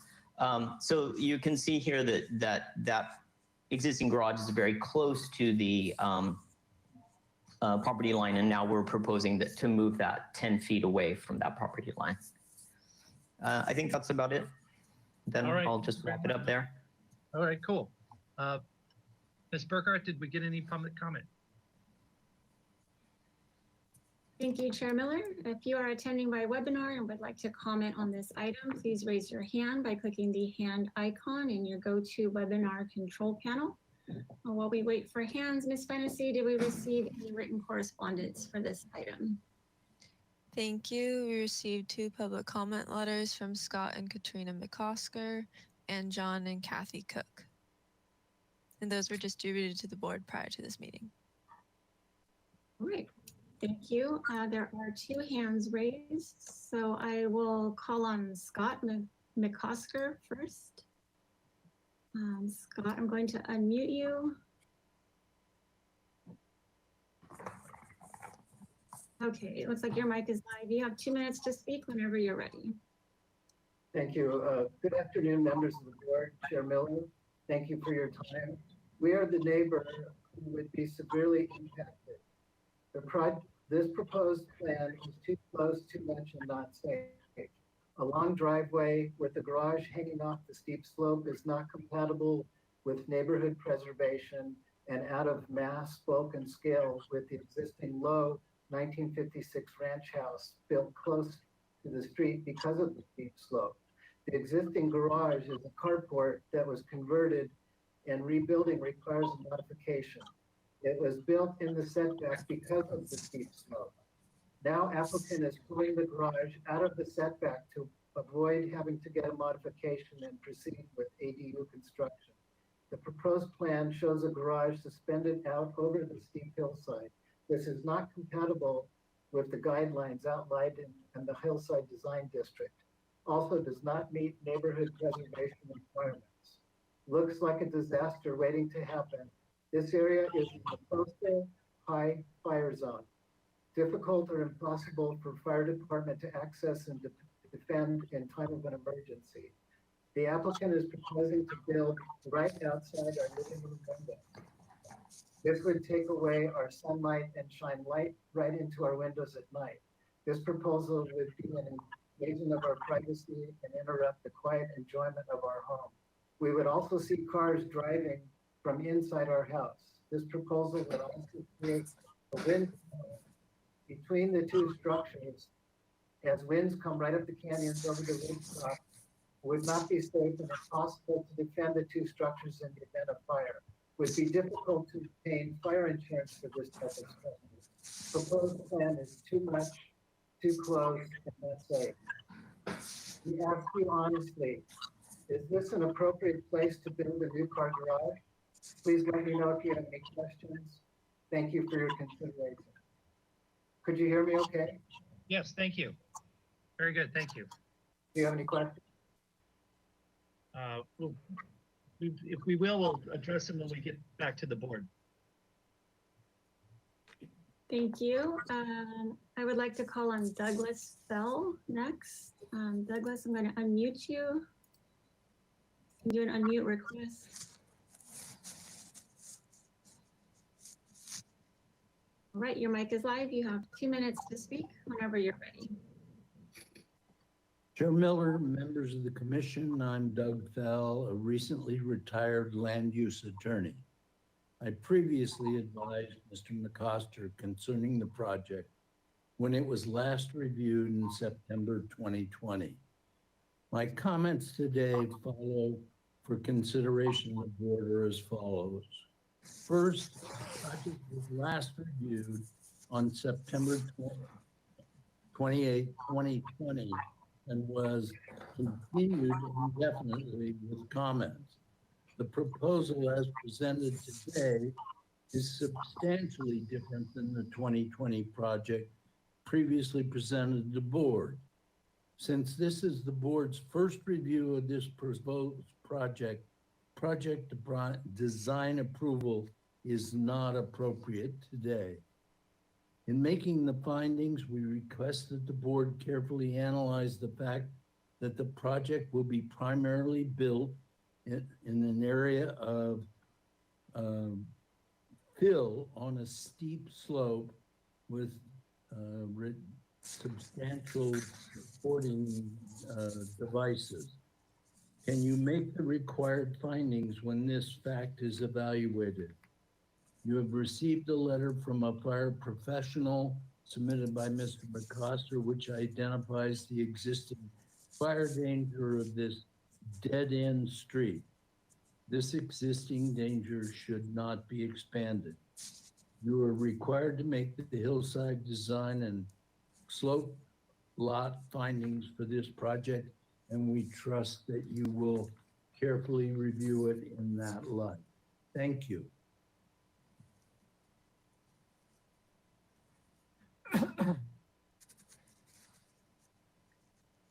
All right, thank you. Chair Miller, there are no further hands raised, so I'll hand it back to you for questions. All right, Vice Chair Kloss, do you have any questions, please? Yes, I have 2 questions for staff before I address the applicant with questions. Ms. Burkhart, the first question is related to the public comment that we just received from Mr. Cook, I believe it was. Is there a reason that this project was determined to come back to us on a project design approval basis as opposed to being presented to us for conceptual design, given that there has been redesign involved? The reason it's here for project design approval is because we have a complete application. So at this point, if the board felt the project was ready for project design approval, you would be able to grant it. That's why we agendize it that way. You do not have to, of course. You can just provide comments at this time. Is it customary for projects of this nature to, that are redesigned to this extent to come back as long as they're complete for project design approval, or are they typically noticed with some sort of comment that the project has been redesigned?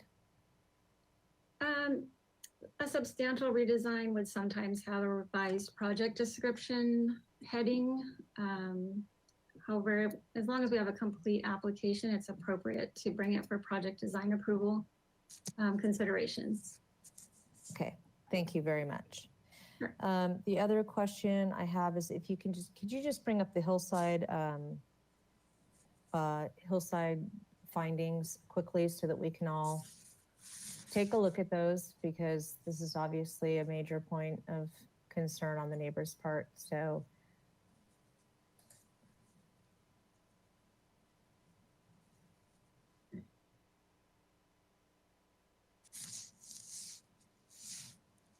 okay. Is there a second page to this? No, those are the That's it. only hillside findings. Okay. Okay, thank you very much. Okay, so on to questions for the applicant. If we could just go back to the front elevation. I did visit this site today.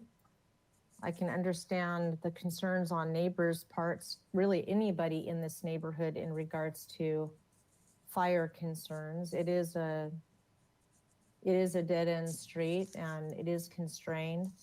I frankly think it's great that there's being some off-street parking being provided for guests as part of this project, because I think it's sorely needed in this neighborhood.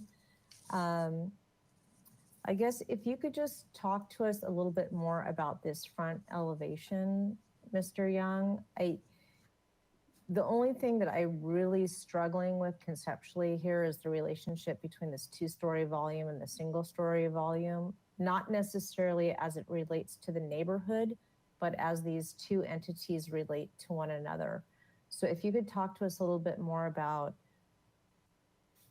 the relationship that you maybe are attempting to create between the two of them, so that we can understand kind of what the rationale is there, I think that would be helpful.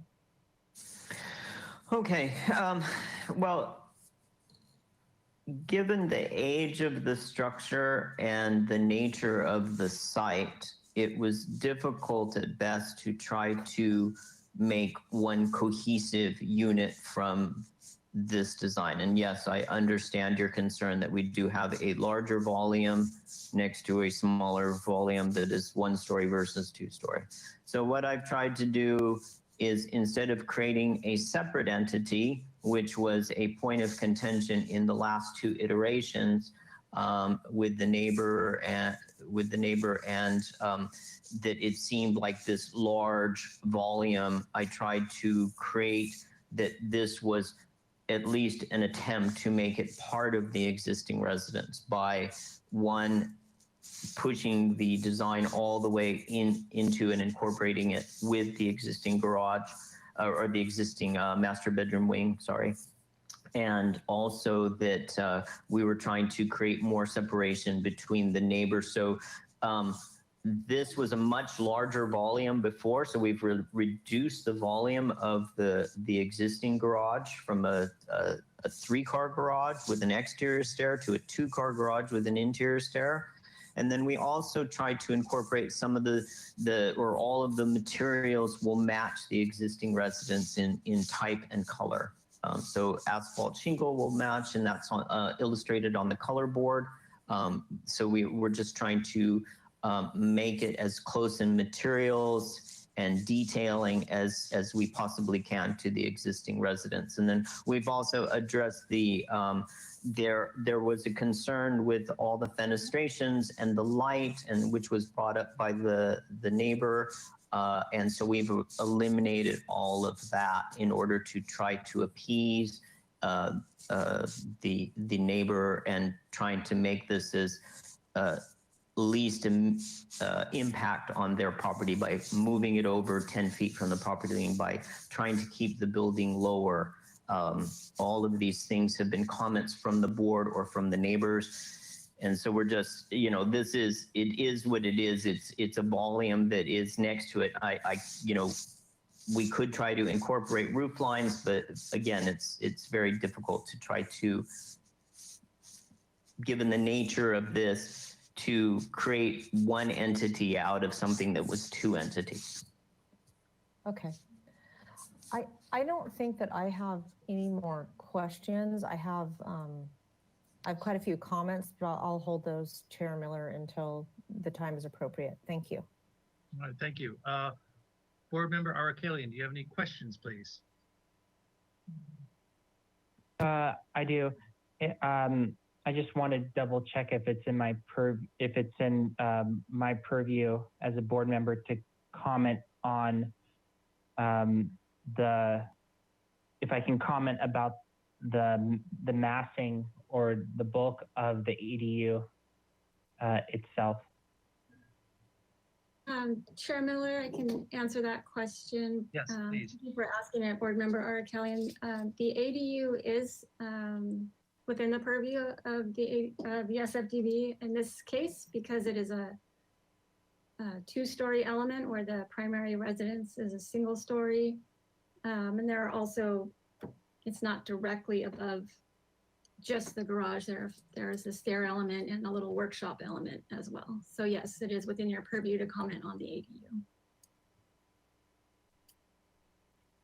I wanted to ask the applicant if they've considered, you know, the first story and the second story. You know, it seems bulky. I don't want to get into comments, but if they've considered kind of massaging the second story bulk, if you know, maybe tucking in the second story a little bit instead of showing this large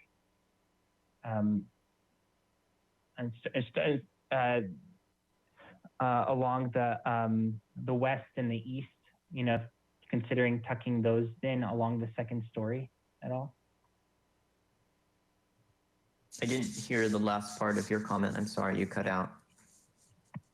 I'm curious to know if I think his concern is the bulkiness of the second story. I wondered if you looked at cutting back the walls, massing, or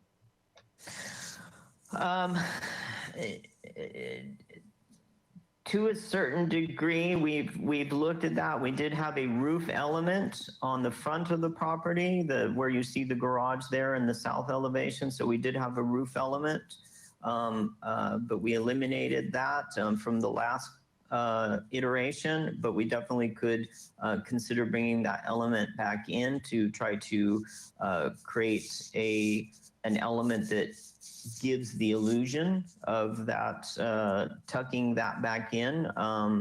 As far as moving it, we've moved it away from the property line or the setback line 5 feet, so we could push it back towards the, you know, the garage element. We could push it back towards that setback, and then have the second story tucked 5 feet back where you see it now. So you could create that kind of stepping effect. I think that's definitely possible.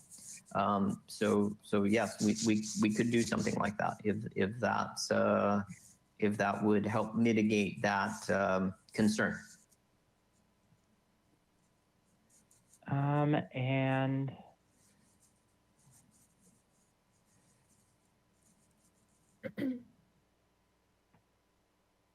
And those are all my questions. Thank you. Thank you. Board Member Klein, do you have any questions, please? Just one, if you could go to the landscape plan. Mhm. The question is where is the bioretention area on the landscape plan? I just wanted to take a look at that.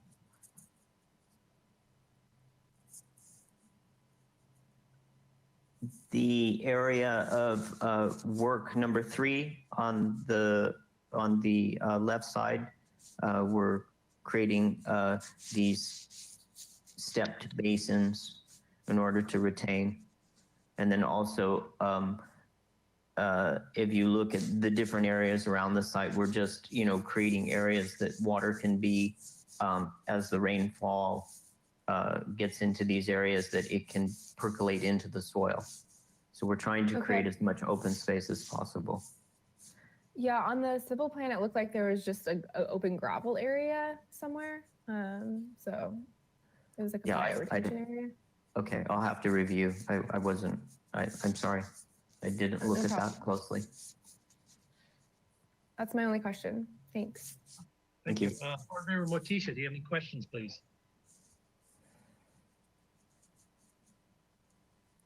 You're muted. There you are. I hear you. Could we return to the south elevation? I have some questions on that. Yes. I agree with Board Member Killian's comments about that. It does look. Are these, sorry, are these comments or questions? These are questions. I will turn it in. I will put a big question mark after it. Okay. Had you considered putting more windows? I know that's the end of a master bedroom there, but it makes it, this is a comment following a question. Had you considered putting some windows in that master bedroom wing that points out towards the road? Because what it's doing is making it look very massive. The 1 story and then the 2 story next door. And also consider putting back some windows. Had you considered putting back some windows that we tried to eliminate because of privacy to the west, and also the garage? Could you consider? I'm trying to put this into a question. Could you consider leaving the garage door and the garage below, and again follow in Board or Killian's comment of stepping back with the garage door? Where it's going. Stepping back to the above. The comment of the area where the master bedroom wing is, that is a walk-in closet. So we did not consider, as part of this design iteration, to put windows in that area. It's definitely something I could review with the owner, but that was a walk-in closet, so we never really considered putting anything in that area. That's a very plain, you could consider putting a fake window there. Okay. And also, could you consider turning those two gable roofs into I forgot what it's called.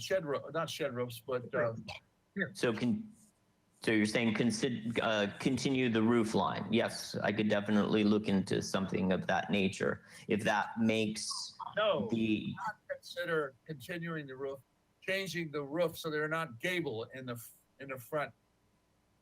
Doing a hip, or you're saying like a hip consideration? Yes, for the ADU and for the master bedroom. Consider them into hip roofs rather than gable roofs, because that would reduce the overall mass and bulk of those two entities. Okay. Well, I'll definitely review that with the owner and take that into consideration. But go ahead. That's all my questions. I do have quite a few. Okay. All right. Thank you. Board Member Ziegler. you have any, oh, do you have something you want to say, Mr. Young? Yes, I'm sorry. I just wanted to address one more comment because he was talking about, Mr. Montaigne was talking about putting windows on the west side, and during our last iteration, the board and the neighbor were really trying to steer us away from that because of light and privacy issues. So we never did put windows on that side because we felt that we were trying to appease the owner of the adjacent property and board members. So we. I think well over appeased. I think you have well over appeased the owner to the west by pulling that whole garage and ADU at least 10 foot more away from his property.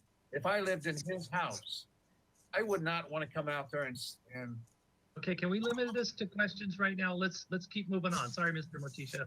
Let's move on. Board Member Ziegler, do you have any questions, please? And please unmute yourself. Okay, well, I didn't understand something you said about the eyebrows on the property. Did you say there was a lot of concrete on the property and you're gonna make retaining walls out of it? I misunderstood that, and I'm hoping you can clarify. No, there is a lot of the existing concrete driveway, the existing concrete slab that is currently the garage. It is the hope of the owner to take this material, to cut it into blocks, and to dry lay areas around his existing trees. If you look at the property, he has a series of fruit trees in the back. And so we're trying to create additional retaining in those areas that are represented by those eyebrows, kind of half circle looking dark areas that you see on the drawing there. And so we're just trying to keep as much soil and material from being exported off the site, because it is difficult to, get trucks up there. It is going to be problematic to have a truck and have it loaded. It will impede the traffic. And so in order for us to try to mitigate that, we ended up with 15, I believe it says on the cover sheet, but 15.4 cubic yards of export, which is considerably less than what we had in the prior iteration. So we're trying as much in this effort to create and reuse as much material as possible. Now, there you go. Okay. All right, thank you. Move on to me. Can I see the floor plans of the ADU, please?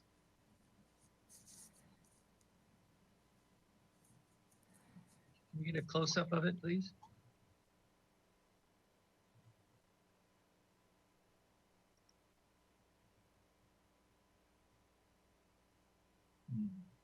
doesn't have to be that big. Oh, Mr. Motisha, please. Can I see the floor plan of the garage, please?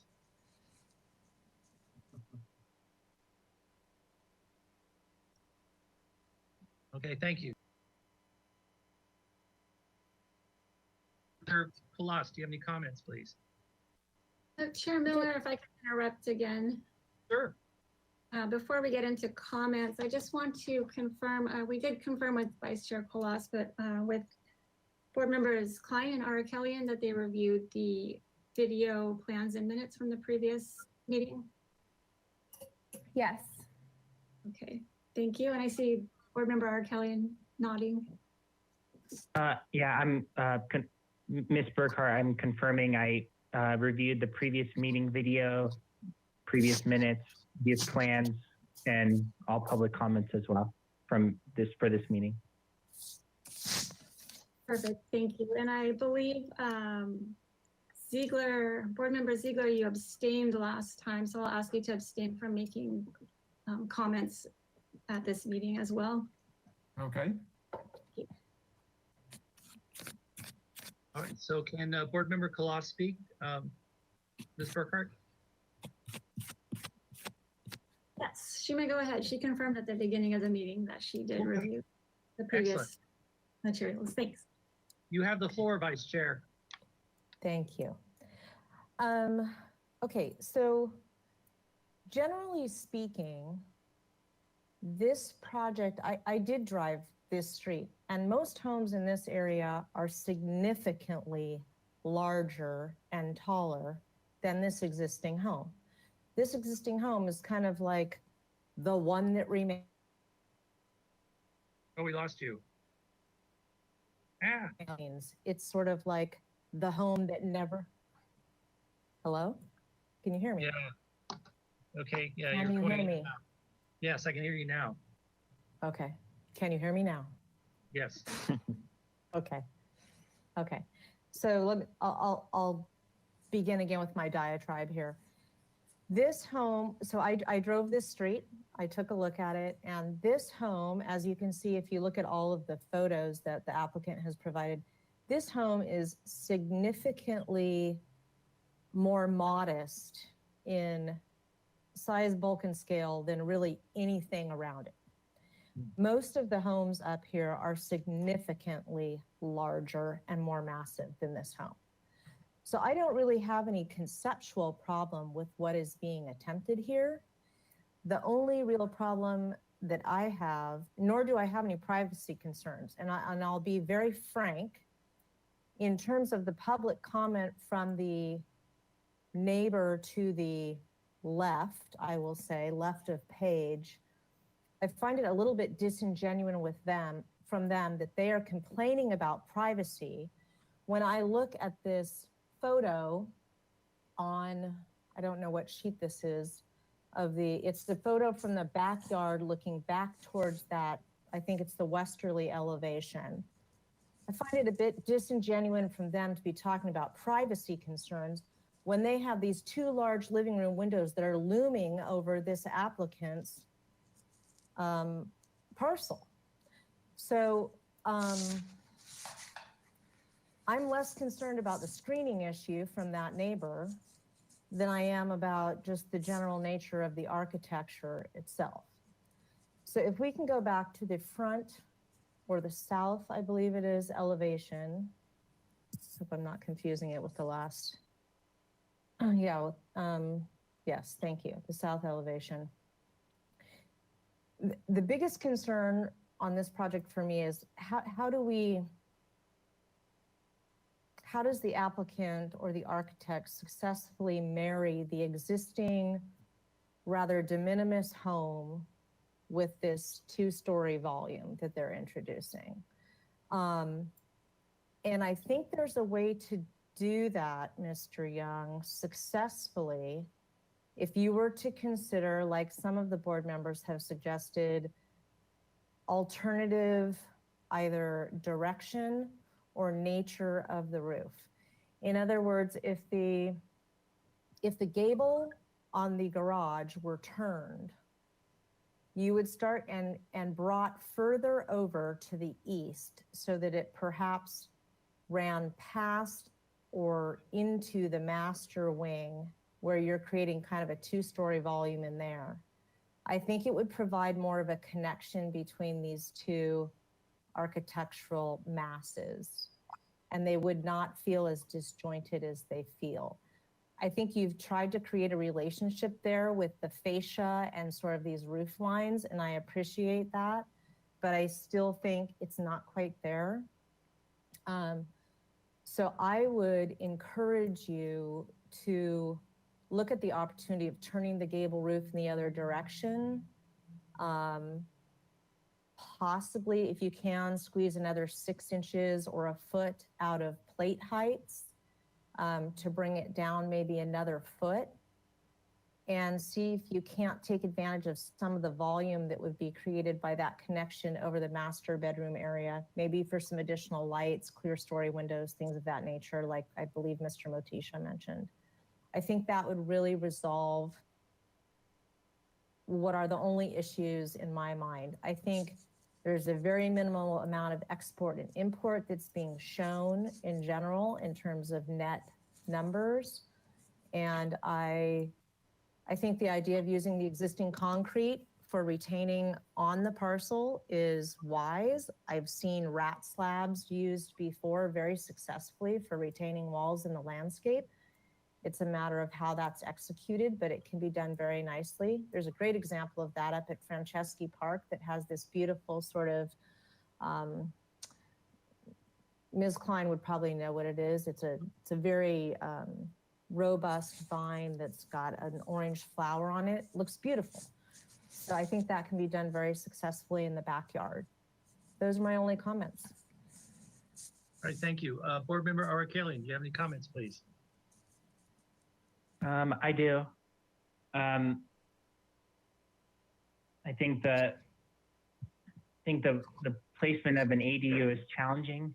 It's although it looks, you know, I'm looking at the south elevation now, and although it looks unbalanced in comparison to where it is compared to the main house, I think I think it's workable. It's just, I think the site it's a challenging site, and I think the applicant has proposed a few things for the improvement of the neighborhood, like adding off-street parking, adding more housing with having an ADU. I do appreciate, you know, I looking at the previous motion, they have removed the windows along the west elevation. There's no windows along the east elevation. I appreciate all the applicants' hard work. I just think that there's some work to. I agree with Board Member Colos's comments about studying the gables or the roof line, make it more consistent with the main house. I'm in support of Board Member Motisha's questions about studying the placement of the fenestrations and along the south elevation, make it a little more uniform. You know, those two windows, the bathroom and the closet window in comparison to the kitchen window, I feel like that can be cleaned up a little bit along that elevation.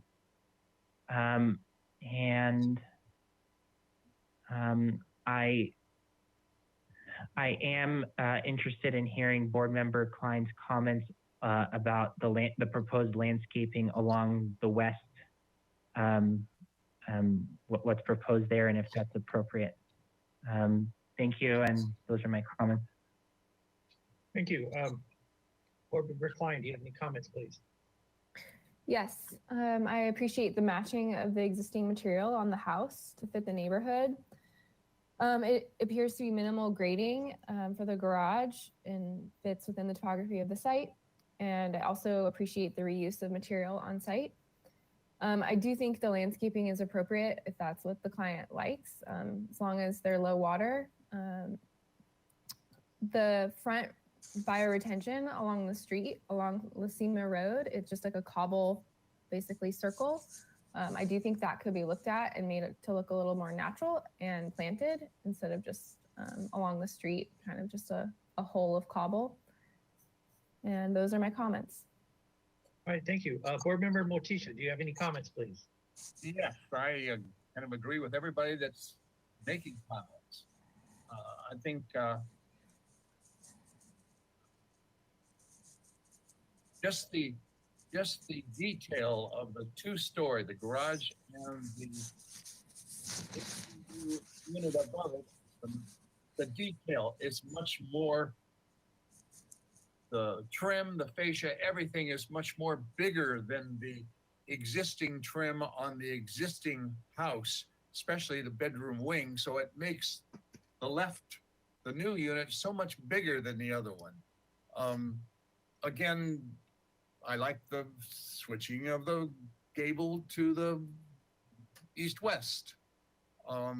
Could tie them together by eliminating that fascia that in between the garage, the roof of the ceiling of the garage and the floor of the ADU. That doesn't need to be there. You could run the horizontal siding all the way down around the door that connects into the ADU, which would again make the flow of the material that you've used to cover the, all the siding flow from the existing to the new part of the unit. I like where you have put it, and you have followed our direction.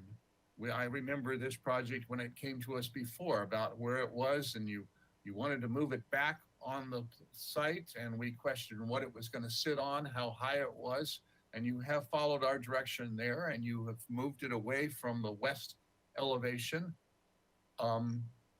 With all the comments, maybe I would like to make another comment that, yes, I think this project should come back to us again and not be for project design approval, not ask for project approval right now, because we are asking you to make some changes that are different than project design approval at this point. But in general, I like what you have proposed here. We just need to massage it some to make them move together, the existing and the new. And if you could come back with, heed all our comments and come back with something that matches our comments, not something that you think you might like and we might be convinced that we like. We may be in this situation next time when you come back and turn you away again. If you could come back with, several, not necessarily in drawing, but several ideas in your head that you could change and think about it, then we might give you, or I might give you project design approval on your next appearance before us. Thank you. All right, thank you. Board Member Ziegler, do you have any comments, please? Chair Miller, Board Member Ziegler will abstain from that's this right. item. Yeah, my comments are, this is really a complicated project and your location is very challenging. I think there's an opportunity to possibly reduce the size of the ADU a little bit, and maybe that'll give you a chance to step it. You talked about this because there is the bulk of the ADU and next to the house, it's kind of, it looms over it. The other thing is the windows. I mean, there's aesthetically, just purely aesthetic, it's just not very interesting. There's windows there, put there to satisfy the floor plan, but there's not much thought of some kind of aesthetic pleasing look. And I'm always looking into pretty architecture. Like the big window over the door, maybe you lower that down. Is that in a stairwell? Maybe you could lower the sill height so that it doesn't seem like it's shoved up underneath the roof there. You have two little windows on the left and a real big window on the right. So it kind of looks uneven and unbalanced. I think if you could try to harmonize that so it looks like there's a little more balance there, I think that would make it a little more comfortable to look at. And added to what the other comments the board member said about looking at the roof, because what you really want to achieve here is that the two elements are together, like they meld together. And right now they're kind of like two separate entities. So the challenge for you is to get them to look like it was all built as one single entity. And I think those are my only comments at this time. You're, going in the right direction. I think, and the other challenge is here is the ADU. It's, I'm just saying this off the top of my head, there'll probably be a law passed next year where we can't even comment about that in the future. So it's kind of a interesting climate we live in. But at this point, that's kind of my only comments, is trying to make the two match and have the windows be a little more attractive. With that being said, would someone like to entertain a motion? I'll try to stumble through one, and I'm assuming Okay. that I'll probably need some help on the back end, or there'll be some additional comments to add, but we'll take a stab here. And if anybody takes exception to how I'm summarizing any of this, please raise your hand, and I'm happy to modify it. I don't want to put words in anybody's mouth. So Sorry, Mr. Board Member, Vice Chair Colossus, after the seconder of the motion in comments, we could definitely modify the motion if needed. okay, thank you. So I would like to make a motion that this project be continued back to the full board with the following comments. In general, the board is supportive of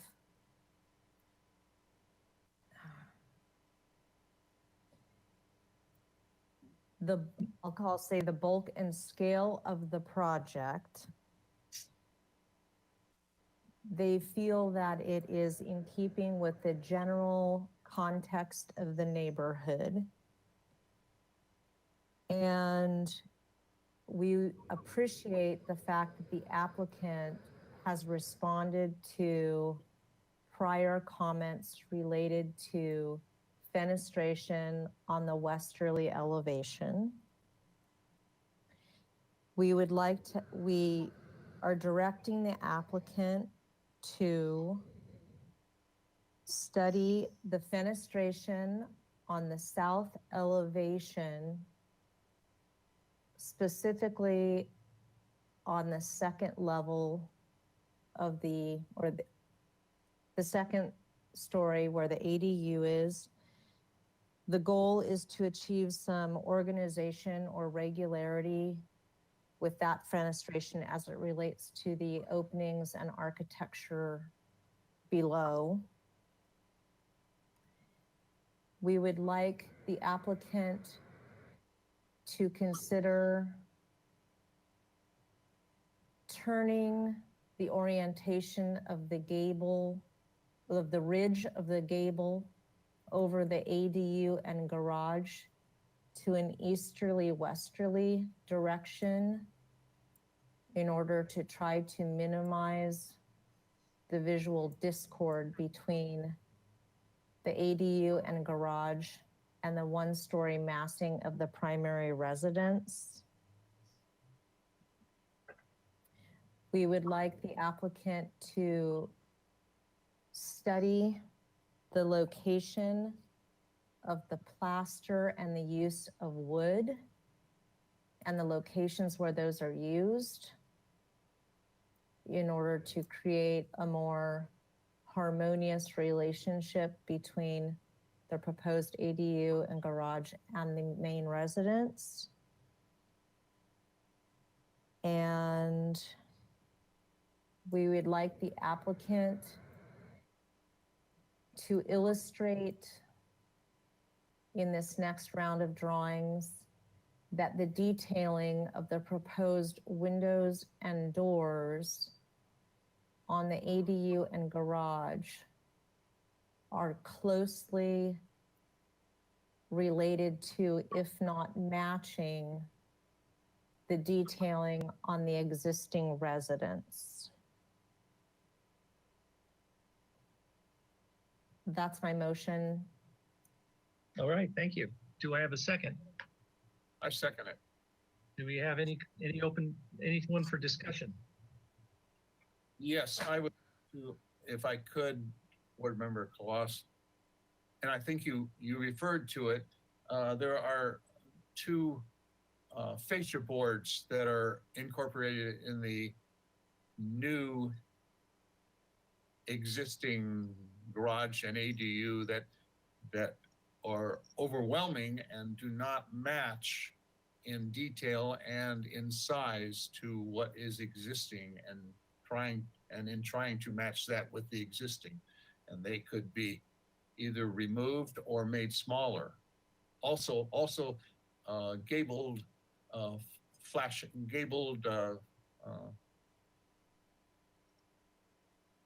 boards. They are much larger Everything is much larger, everything detailed. Sorry, I'm going too far. Okay, so I suppose, so I think what you're talking about, Ms. Board Member Motisha, and please correct me if I'm wrong, on sheet, perhaps staff could help us out here. On sheet A7, there is a detail, it should be detail 4, I believe. Currently, there's detail number 3 is repeated, but I'm talking about the lower right-hand detail here that has the plaster trim band. I think that's the detail that, I think it's that 2x12 that you're referring to that you'd like to see minimized. Correct. Okay, and then also the fascia board. Correct. Okay, so I'm happy to add that to the motion that the applicant would consider reducing the size of the plaster trim band as illustrated in the second detail 3 on sheet A7, and also reduce the size of the roof fascia at the rake of the gable. Correct. Thank you. And I think I second, Okay. and Yes, I again second it with the Okay. change. Great, thank you. May I have a roll call, please? Thank you. I'll now start the roll call vote. Vice Chair Kalas, Yes. Board Member Arakelian, Yes. Board Member Klein, Yes. Board Member Motisha, Yes. Board Member Ziegler abstained, and Chair Miller. Yes. Thank you. Motion passes. All right, thank you.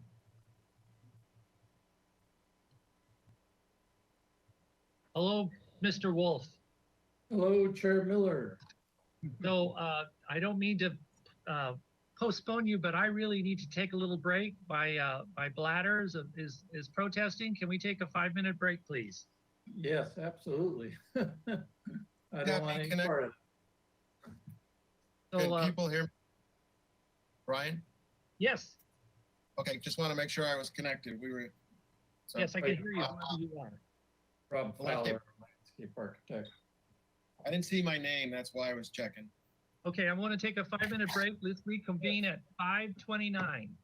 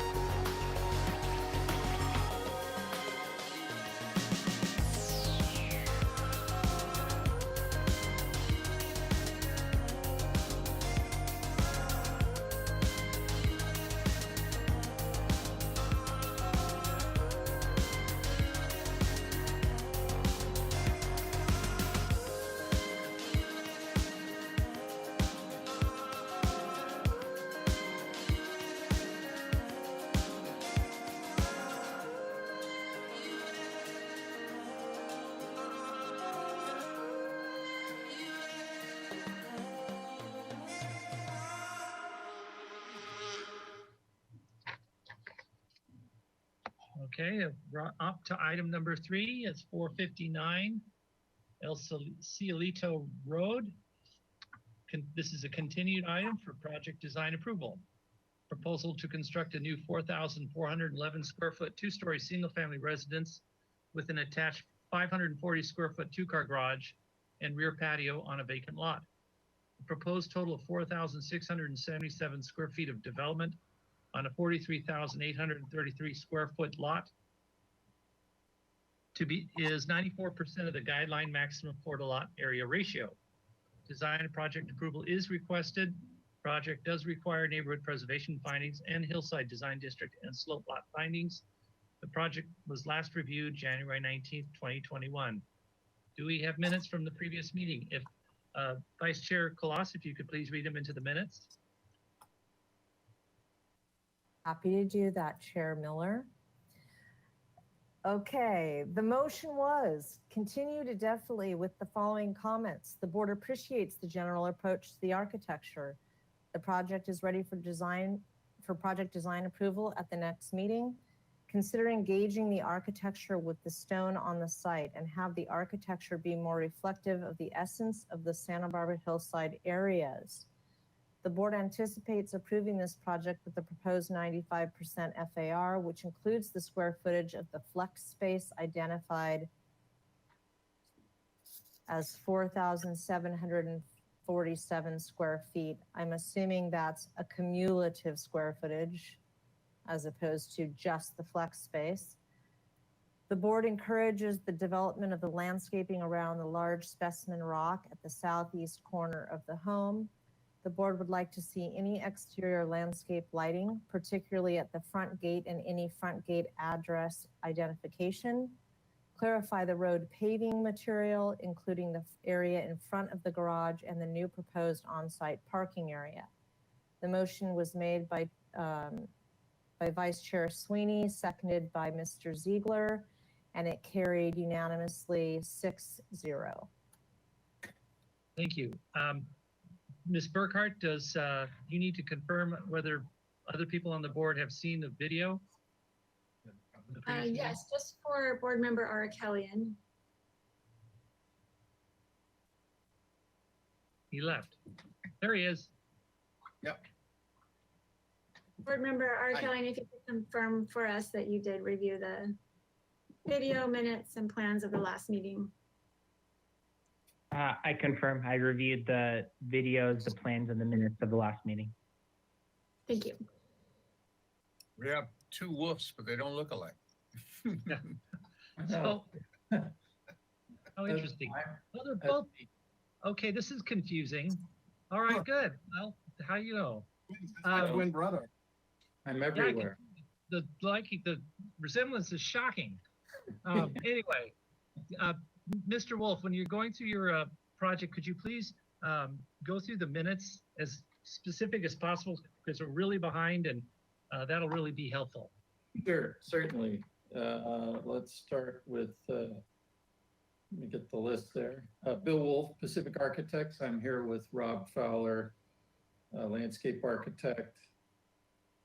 First item on the list is, let's see, consider engaging architecture with the stone on the site. If we go to the site plan there, and Rob's drawings will actually illustrate some of these things better than mine will. So the general theory and the feeling of this house is that we're surrounding the rock. I think you're talking about the rock in that particular case, but I'll circle back. There's a large boulder on the eastern edge of the property. If you zoom in there by the spa, you'll see that we are engaging that rock and celebrating it. And you'll see in the landscape how we celebrate it even more with Rob's plantings. But we do view over it from the master bedroom and from the master bath. You sit in the tub and you look right over onto that boulder. We also have paths and pathways around it, and a spa that actually sits right up next to it too. So we definitely want to celebrate that element there. If you go to the elevations too, we can look at some of the materials that we've chosen on the elevations. we're incorporating, as per your suggestion, Chair Miller, some stone at the entry there. So again, picking up some of that sandstone material, we're going to add to the entry there. The striped version material there, that's board form concrete. The finish is a plaster, smooth plaster finish with an integral color. And we have all natural tones. If you want to go to the color board, which is on a separate sheet, we can take a quick look at that. The design hasn't changed. We have gone through quite a bit of detailing and landscape, and we've gone through stormwater, structural drawings. There's all the details, cable rail. There's the gate, actually, if you want to go back to that since we're there. Not trying to rush you through it, but the elevations of the gate, we have landscape lighting. Rob will go through that. We do have some light fixtures mounted on the face of the pilasters. That is a wood gate with a metal frame that's concealed, so you don't see the metal frame. Those side walls are plaster, smooth plaster to match the building. And there's the addressing and the lighting as you requested. And again, Rob will go through the lighting plan and the driveway material. I don't know if you've had a chance to look at any of this, so I'm just whizzing through it rather quickly. If you have the color board there available, we can look at that real quickly. We're here for final, of course, night sky compliant light fixtures. The color board, I think, is a separate, might be a separate submittal somewhere in there.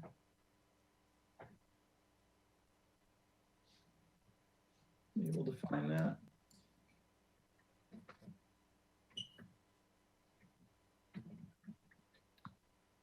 Well, if we can't, there it is. There we go. So gray tones, membrane roof, fascia and gutter are kind of a gray, dark gray.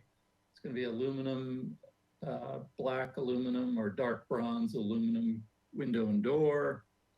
The exterior plaster is a white. There's two tones. Sort of the lower color is the pigeon gray, and the upper is a bright white, which has an LRP of, I think, 81.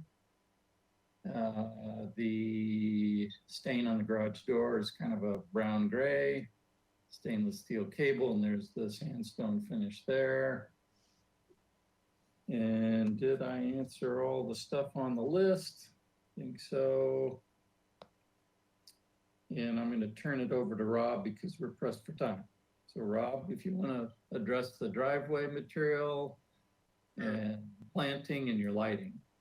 Sure. Let me just revisit the boulder so that the feature boulder on sheet H1, next sheet below your H2, that one, you can see in the center of the page that I took some attention to showing that a big part of the master bath kind of looks right over the boulder, as Bill was saying, and then a big, huge crack in some cracks in it. And so we're coming back with some nice mix and some drip irrigation and putting some grasses and things in to kind of ground it. But the boulders definitely part of it. Do have some subtle landscape lights that kind of nicely light it up at night. So actually on that, to go over the driveway paving, to jump into that, right in the very center, originally on the length of the driveway, there's two pavings on the driveway. The long was originally an asphalt, and I wanted to do a chips, and the city kind of nixed that because they don't have the chip all over their public streets. So I found this nice kind of colored asphalt. You see that nice warm gray in that one picture that I have on the it's item E in the very center. That's kind of what part of the driveway is the color asphalt with the warm gray. And we have permeable paving. So I don't know if Bill mentioned this, but we've worked very carefully throughout this project with the stormwater, the civil and all the stormwater issues, all the drainage issues. So you see that the stormwater issues, we have permeable paving in and around the garage and the entry gate. We have accent paving. So if you go to sheet L7, now that H1, there's that Belgard paving. We wanted, more of a contemporary look. So within the realm and the limits of permeable paving, tried to kind of develop a more of a contemporary feel to the paving pattern. So if you look on L7, you'll see it was attempted module, like a 4 module using permeable brick paver. So, and at the same time, not making it completely prohibitive in cost. We're getting there. 2 months. L7, we're at L6 there. One more is L7. Okay, so then if you look in the lower right, that's where the permeable pavers are called out in great detail. And then there's a picture of that module effect in there using the Belgard paver and having very kind of monochromatic, very subtle variations in the color. But the idea is to create some pattern and some contrast.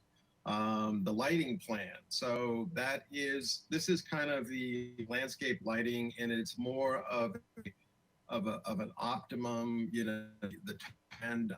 I'm pretty sure we're going to scale this back quite a bit, but the owner feels like the lights on the walls, and then it's on the buildings, and then some of the other kind of hardscape features, the plunge pool and the spa, that the property is reasonably well lit. He wants to see the star. The landscape is just low path lighting, and for safety and just to kind of navigate. Right? Attempt to kind of subtly have some of the oaks, but not. I mean, we're fully aware of dark sky kind of compliant issues, so is done with the intent of dark sky. So I think that speeds my way through it, and then everything on your minutes. So happy to answer any questions if anybody has any questions on any other aspect of the hardscape landscape plans. All right, thank you. Mr. Wolf, were you done with your presentation?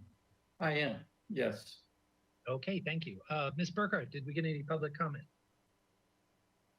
Thank you, Chair Miller. If you are attending by webinar and would like to comment on this item, please raise your hand by clicking the hand icon on your GoToWebinar control panel. While we wait for hands, Ms. Fennessy, did we receive any written correspondence for this item? Thank you. We did not receive any written correspondence for this item. All right, there are no hands raised, so I'll hand it back to you, Chair Miller, for questions. All right, Vice Chair Kalas, do you have any questions, please?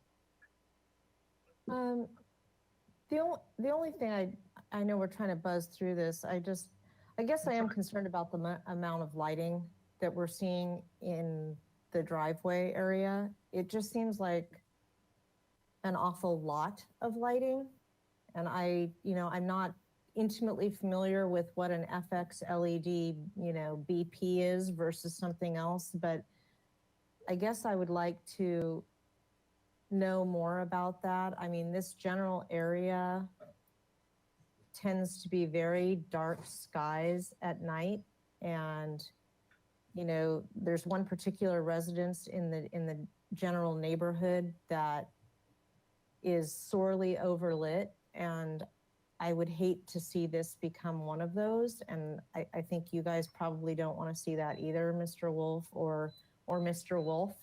But that's why I said that. I said we want to keep, that's more than we wanted, but we discussed that actually just earlier today, and I think we would be more than happy to reduce it quite a bit. Okay, so I think that would be my only comment. I think the project is overlit. Other than that, I have no other questions or right now. Thank you. Okay, thank you. Board Member Arakalian, do you have any questions, please? No questions. Thank you. Board Member Klein, do you have any questions, please? No questions.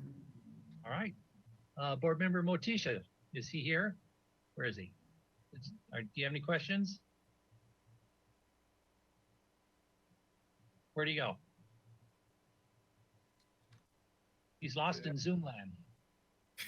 Chair Miller, Board Member Motisha is here. His mic is live. Sent him a webcam request. Okay. Let's see, gotta get back. Yeah, gotta get back. Okay, call you later. Bye, thank you. Oh, he had that call, you know, I can't miss that call.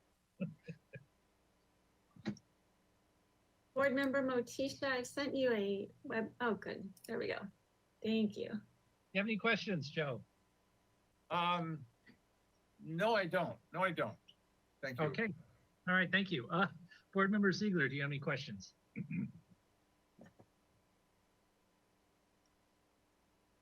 He said no, he mouthed no, I think. He was muted. Okay, thank you. Thank you, Bill. All right, going back to the, and I have no questions either, so I'll go back to the board for comments. Vice Chair Kalas, do you have any comments, please? Other than the comments I already made during the question period, I don't have any further comments. Thank you. Okay, thank you. Board Member Arkelian, do you have any comments, please? No comments. All right, thank you. Board Member Klein, do you have any comments, please? No comments. Okay. Board Member Motisha. Yes, I'm full. I appreciate Mr. Wolf's attempt to follow our direction and do what we asked him to do. And I'm for the project. I like the project, and we should give him design approval. Yes, thank you. All right, thank you. Board Member Ziegler, do you have any comments? Yeah, I like the project, but I particularly like to focus on the boulder or the rock or whatever they want to call it. It makes it an exceptional project, so I'm all for it. Thank you. All right. So I support the project too. I think he followed our guidelines or our comments. I just want to make a comment to the board that we need to, I would invite you to avoid using like or dislike, but base your comments on the appropriateness of the neighborhood compatibility of the project as opposed to whether you like it or not. Okay. So just with that being said, would someone like to entertain a motion?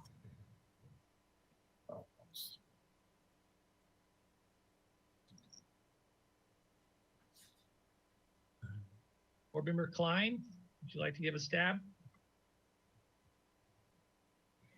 Sure, I will give it a stab.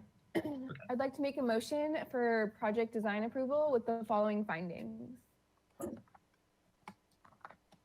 That the project fits within the natural topography of the site. No significant grading is being done, and significant landmarks such as the boulder is being protected. That the building scale is maintained within the hillside. And that the project is consistent with the scenic character of the neighborhood and is compatible in size, bulk, and scale. And quality architectural materials are being used, especially with the addition of stone. No significant trees are being impacted, and new landscaping is being significantly added. The health, safety, and welfare of the public is being protected. The good neighbor guidelines are also respected. I will add the comment to decrease the lighting is requested, and public views are not being impacted by the project either. Very good, thank you. May I have a second? Chair Miller, Yes, I could Ms. interrupt Berger. before Sorry. we get a Board Member Klein, could you indicate if you would like to see this for final approval at the full board or consent level? I would like to see it go to consent for final. Thank you. Mr. Motisha, do you agree with that? Yes. All right, thank you. May I have a roll call, please? Thank you, and I'll start the roll call vote. Vice Chair Kalas, Yes. Board Member Arkelian, Yes.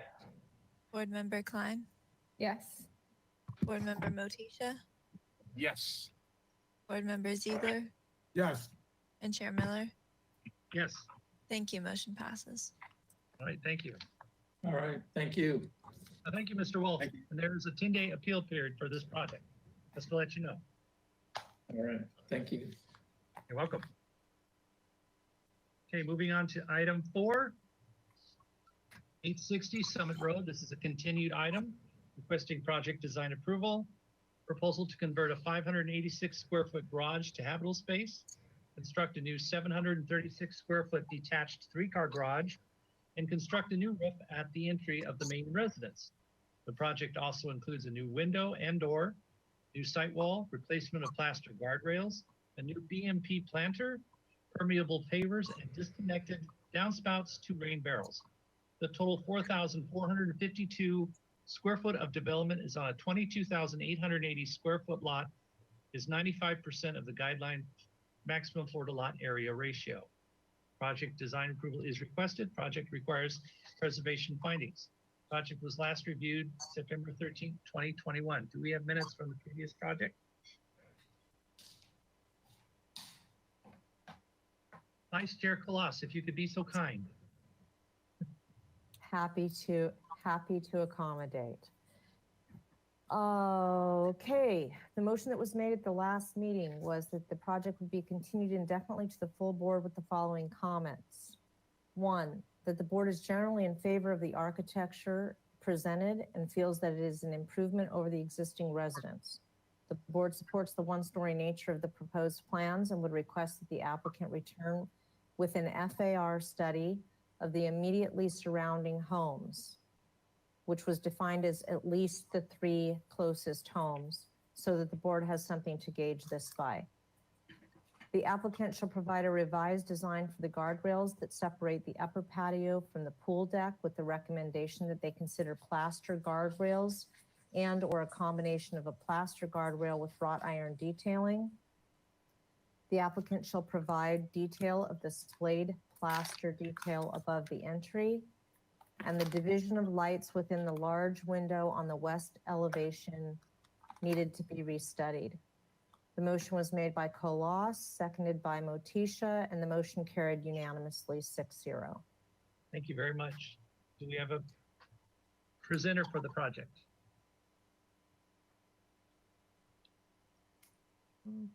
Yes. I hear a Hello. voice. Hi. Hi, everyone. So thanks for having me today. My name is Megan Hart, and I'm here on behalf of Becker Studios to present the 860 Summit Road garage conversion plans as discussed. Hold on, Megan, before you go on, hold on. Let me just say real quickly, what I've been asking people is if you can specifically address our minutes. Yes, absolutely. That'll be helpful. Thank you. Perfect. Yes, I know it's been a long day. So just to address the minutes, we'll start with the FAR study, which is located here on the cover sheet. We assessed multiple properties in the neighborhood. It turns out that the property to the south of the subject property has an FAR of over 100%. Therefore, we find there to be neighborhood compatibility with the proposed FAR of 95%. Moving on to the next thing that was part of the meeting minutes was, if we go to the elevation sheets, we did change the, let's go to the south elevation.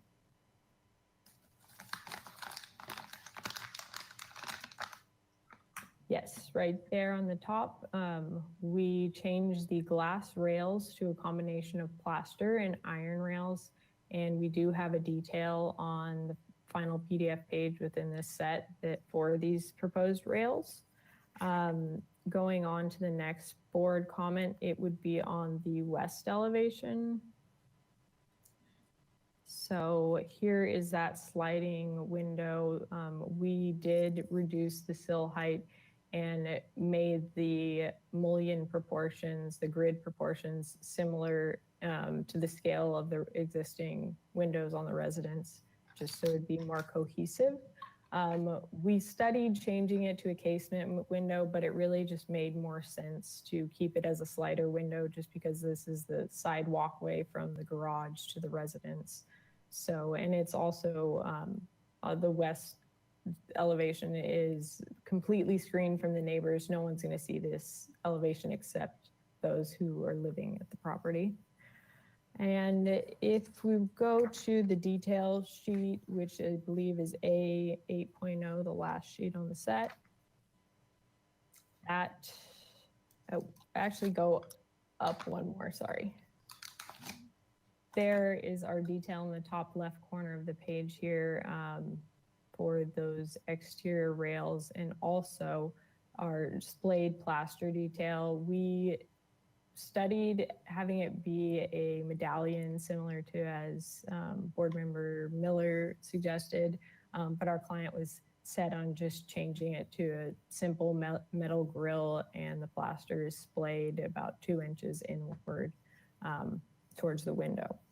So, and then ideally we would like to get PDA and final if possible. I don't know if we were agendized for it, but we expanded the set to include a roof rake detail, all our other roofing details, and then additionally, it wasn't encapsulated in the minutes, but we were asked to provide a permeable paver detail, which is on the last page of the set here.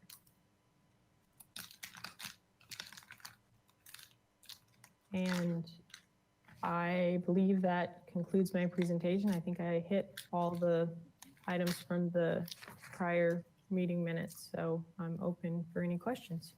All right, great. Ms. Burkhart, they requested final PDA. Can that be granted if that is something we'd like to do? Yes, this project, we do have a complete application. They're ready Okay. for project plan approval. All right, did we get any public comment? Let's go to public comment. If you are attending by webinar and would like to comment on this item, please raise your hand by clicking the hand icon on your GoToWebinar control panel. While we wait for hands, Ms. Fennessy, did we receive any written correspondence for this item? Thank you. We did not receive any written correspondence for this item. Right, thank you. There are no hands raised, so I'll hand it back to you, Chair Miller, for questions. All right, thank you. Vice Chair Kalas, do you have any questions, please? Could I be taken out of turn because we're going to have some disturbance behind me for about the next 2 minutes while a few people arrive and the dog barks?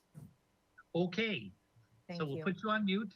Board Member Arakalian, do you have any questions, please? No questions. Thank you. All right, Board Member Klein, do you have any questions, please? No questions. Thank you. Board Member Motisha, do you have any questions, please? No, I don't have any questions. Okay, Board Member Ziegler, do you have any questions? No questions. Thank you. And I have no questions. Board Member Kalas, are you safe to speak? I think so. I think the immediate onslaught has passed. I guess the only question I have is the splayed,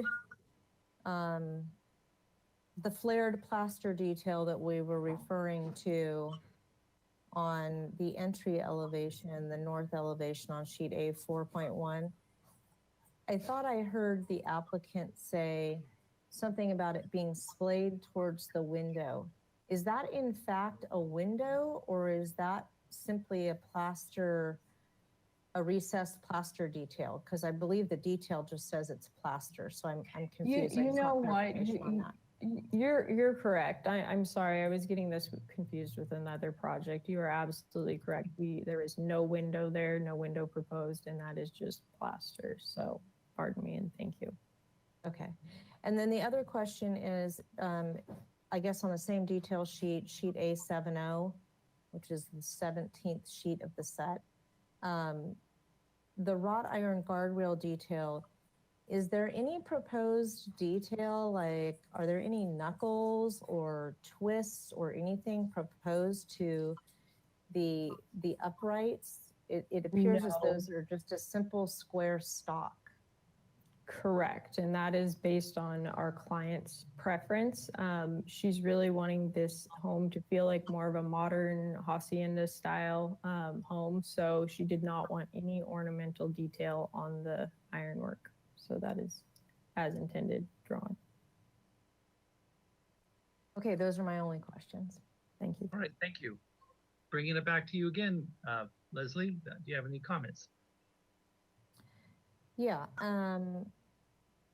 I can support the project. I disagree relative to the guardrail detailing. I think there should be something more. I feel like the guardrail that we're looking at is very almost commercial in nature and is not appropriate for the home. In terms of the decorative medallion, I can appreciate the desire to strip that down and have that be simple. So I can support that. In terms of the FAR, this is a larger parcel. I think we have some latitude. And I think that the parcel can take the additional square footage, although I do take exception to the applicant telling us that they determined that the FAR is acceptable. I don't think that's their purview to make that decision. I believe that's ours and staff's decision to make. Those are my only comments. All right, thank you. Thank you. Board Member Arakalian, do you have any comments, please?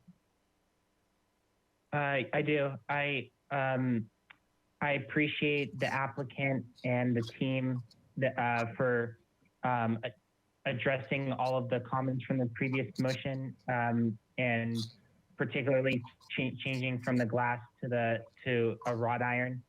I do agree with Vice Chair Klas on it being a little too simple. Not sure about it being commercial, but I feel like there should be a little more decoration. But to me, it's a suggestion and not a requirement. Yeah, I do appreciate the mix between the plaster wall and the railings there, and the FAR study as well. So thank you very much, and those are my comments. Thank All right, you. Thank you. Yeah, Board Member Klein, do you have any comments, please? Just that I think the updates are all an improvement to the project. And that's my only comment. Thank Okay. you. Yeah. Board Member Motisha, do you have any comments, please? Yes, I also think that the changes they've made to the railings and the other few changes that we've asked them did a really nice addition to the project, and made open, especially the railings opened the whole front of that house out to look much closer to our guidelines. Thank you. Thank you. Board Member Ziegler, do you have any comments, please? Not really. I liked it last time. I like it this time. Thank you. Thank you. Okay. My only comments, I tend to agree with Vice Chair Klas about the railing. But I also understand the client's preference for keeping it simple. The other comment is, I think it's in the backyard, so there's really no public views of that railing in a sense. Is that correct? That is correct. And we intend for the rails to be custom fabricated, so we're not going to use anything stock. So even though it'll be streamlined and minimal, it will still look authentic. Awesome. All right. Well, great. Thank you. Thank you. That would be my only comment. With that, would someone like to entertain a motion? They've requested final and PDA, so if you would like to include that in the motion, you can. If you feel they need to come back, you can include that in the motion as well. I'll make a motion for project design approval and final approval with no further returns required. Okay. Are you making the motion? Okay. Yes, I am. I was Okay. waiting for Barbara to pull up the magic verbiage. Chair Miller, can I interrupt again? No. The project Yes, is of agenda. course. Please. The project is agendized for project design approval, so they'll need to come back for final approval. We do Well, have a final approval. I asked you if we could do that. You said we could in the very beginning, remember? No, I'm sorry. Oh, okay, I was a misunderstanding. I'm sorry. Okay, so let me amend since no one seconded my motion yet, let me amend my motion. My motion will be to give the project design approval with continuance to consent for final. No comments with the exception of the following findings: that the project meets neighborhood preservation findings, it's consistent in its appearance, the scenic character of the city, specifically with the Mediterranean architecture. It is compatible in size, bulk, and scale with the neighborhood, and although it exceeds our guideline FAR, the parcel is large enough, and there are surrounding homes that support the FAR requested. Quality architectural and materials and architecture are provided, specifically two-piece mission tile roofing, wrought iron detailing, and the exterior smooth trowel plaster. There are no specimen trees that are being removed or potentially damaged as part of the project, so all trees are protected. And that the public health, safety, and welfare are protected and preserved by this project, that adheres to good neighborhood guidelines in regards to privacy, landscaping, and noise, and that there's no deleterious effect on public views. All right, thank you. Yes, Ms. Burkhardt, did you have something you needed to say? Yeah, I just want to clarify. I apologize if I missed it. Vice Chair Colas, did you indicate if you would like to continue this for final to full board or consent level review? I did indicate that it would come back to consent for final, please. Okay, thank you. I apologize. That's okay. All right, may I have a roll call, please? Thank you. I'll start the roll call vote. Did we get a second? Oh, no, I'll we did. second Was that Board Member Ziegler? Yes. Okay, thank you. Thank you. Yes, may I have a roll call, please? Thank you. Vice Chair Kloss, Yes. Board Member Arkelian. Board Member Klein, Yes. Board Member Motisha, Yes. Board Member Ziegler, Yes. and Chair Miller. Yes, Thank you. Motion passes. thank you. Thank you. You're welcome. There's a 10-day appeal period for this project. Okay, great. Have a good one. Thanks for everyone for staying late. You're welcome. Yeah, okay, that ends our session. I adjourn the meeting for October 25th, 2021. Good night, you guys. Okay, good night.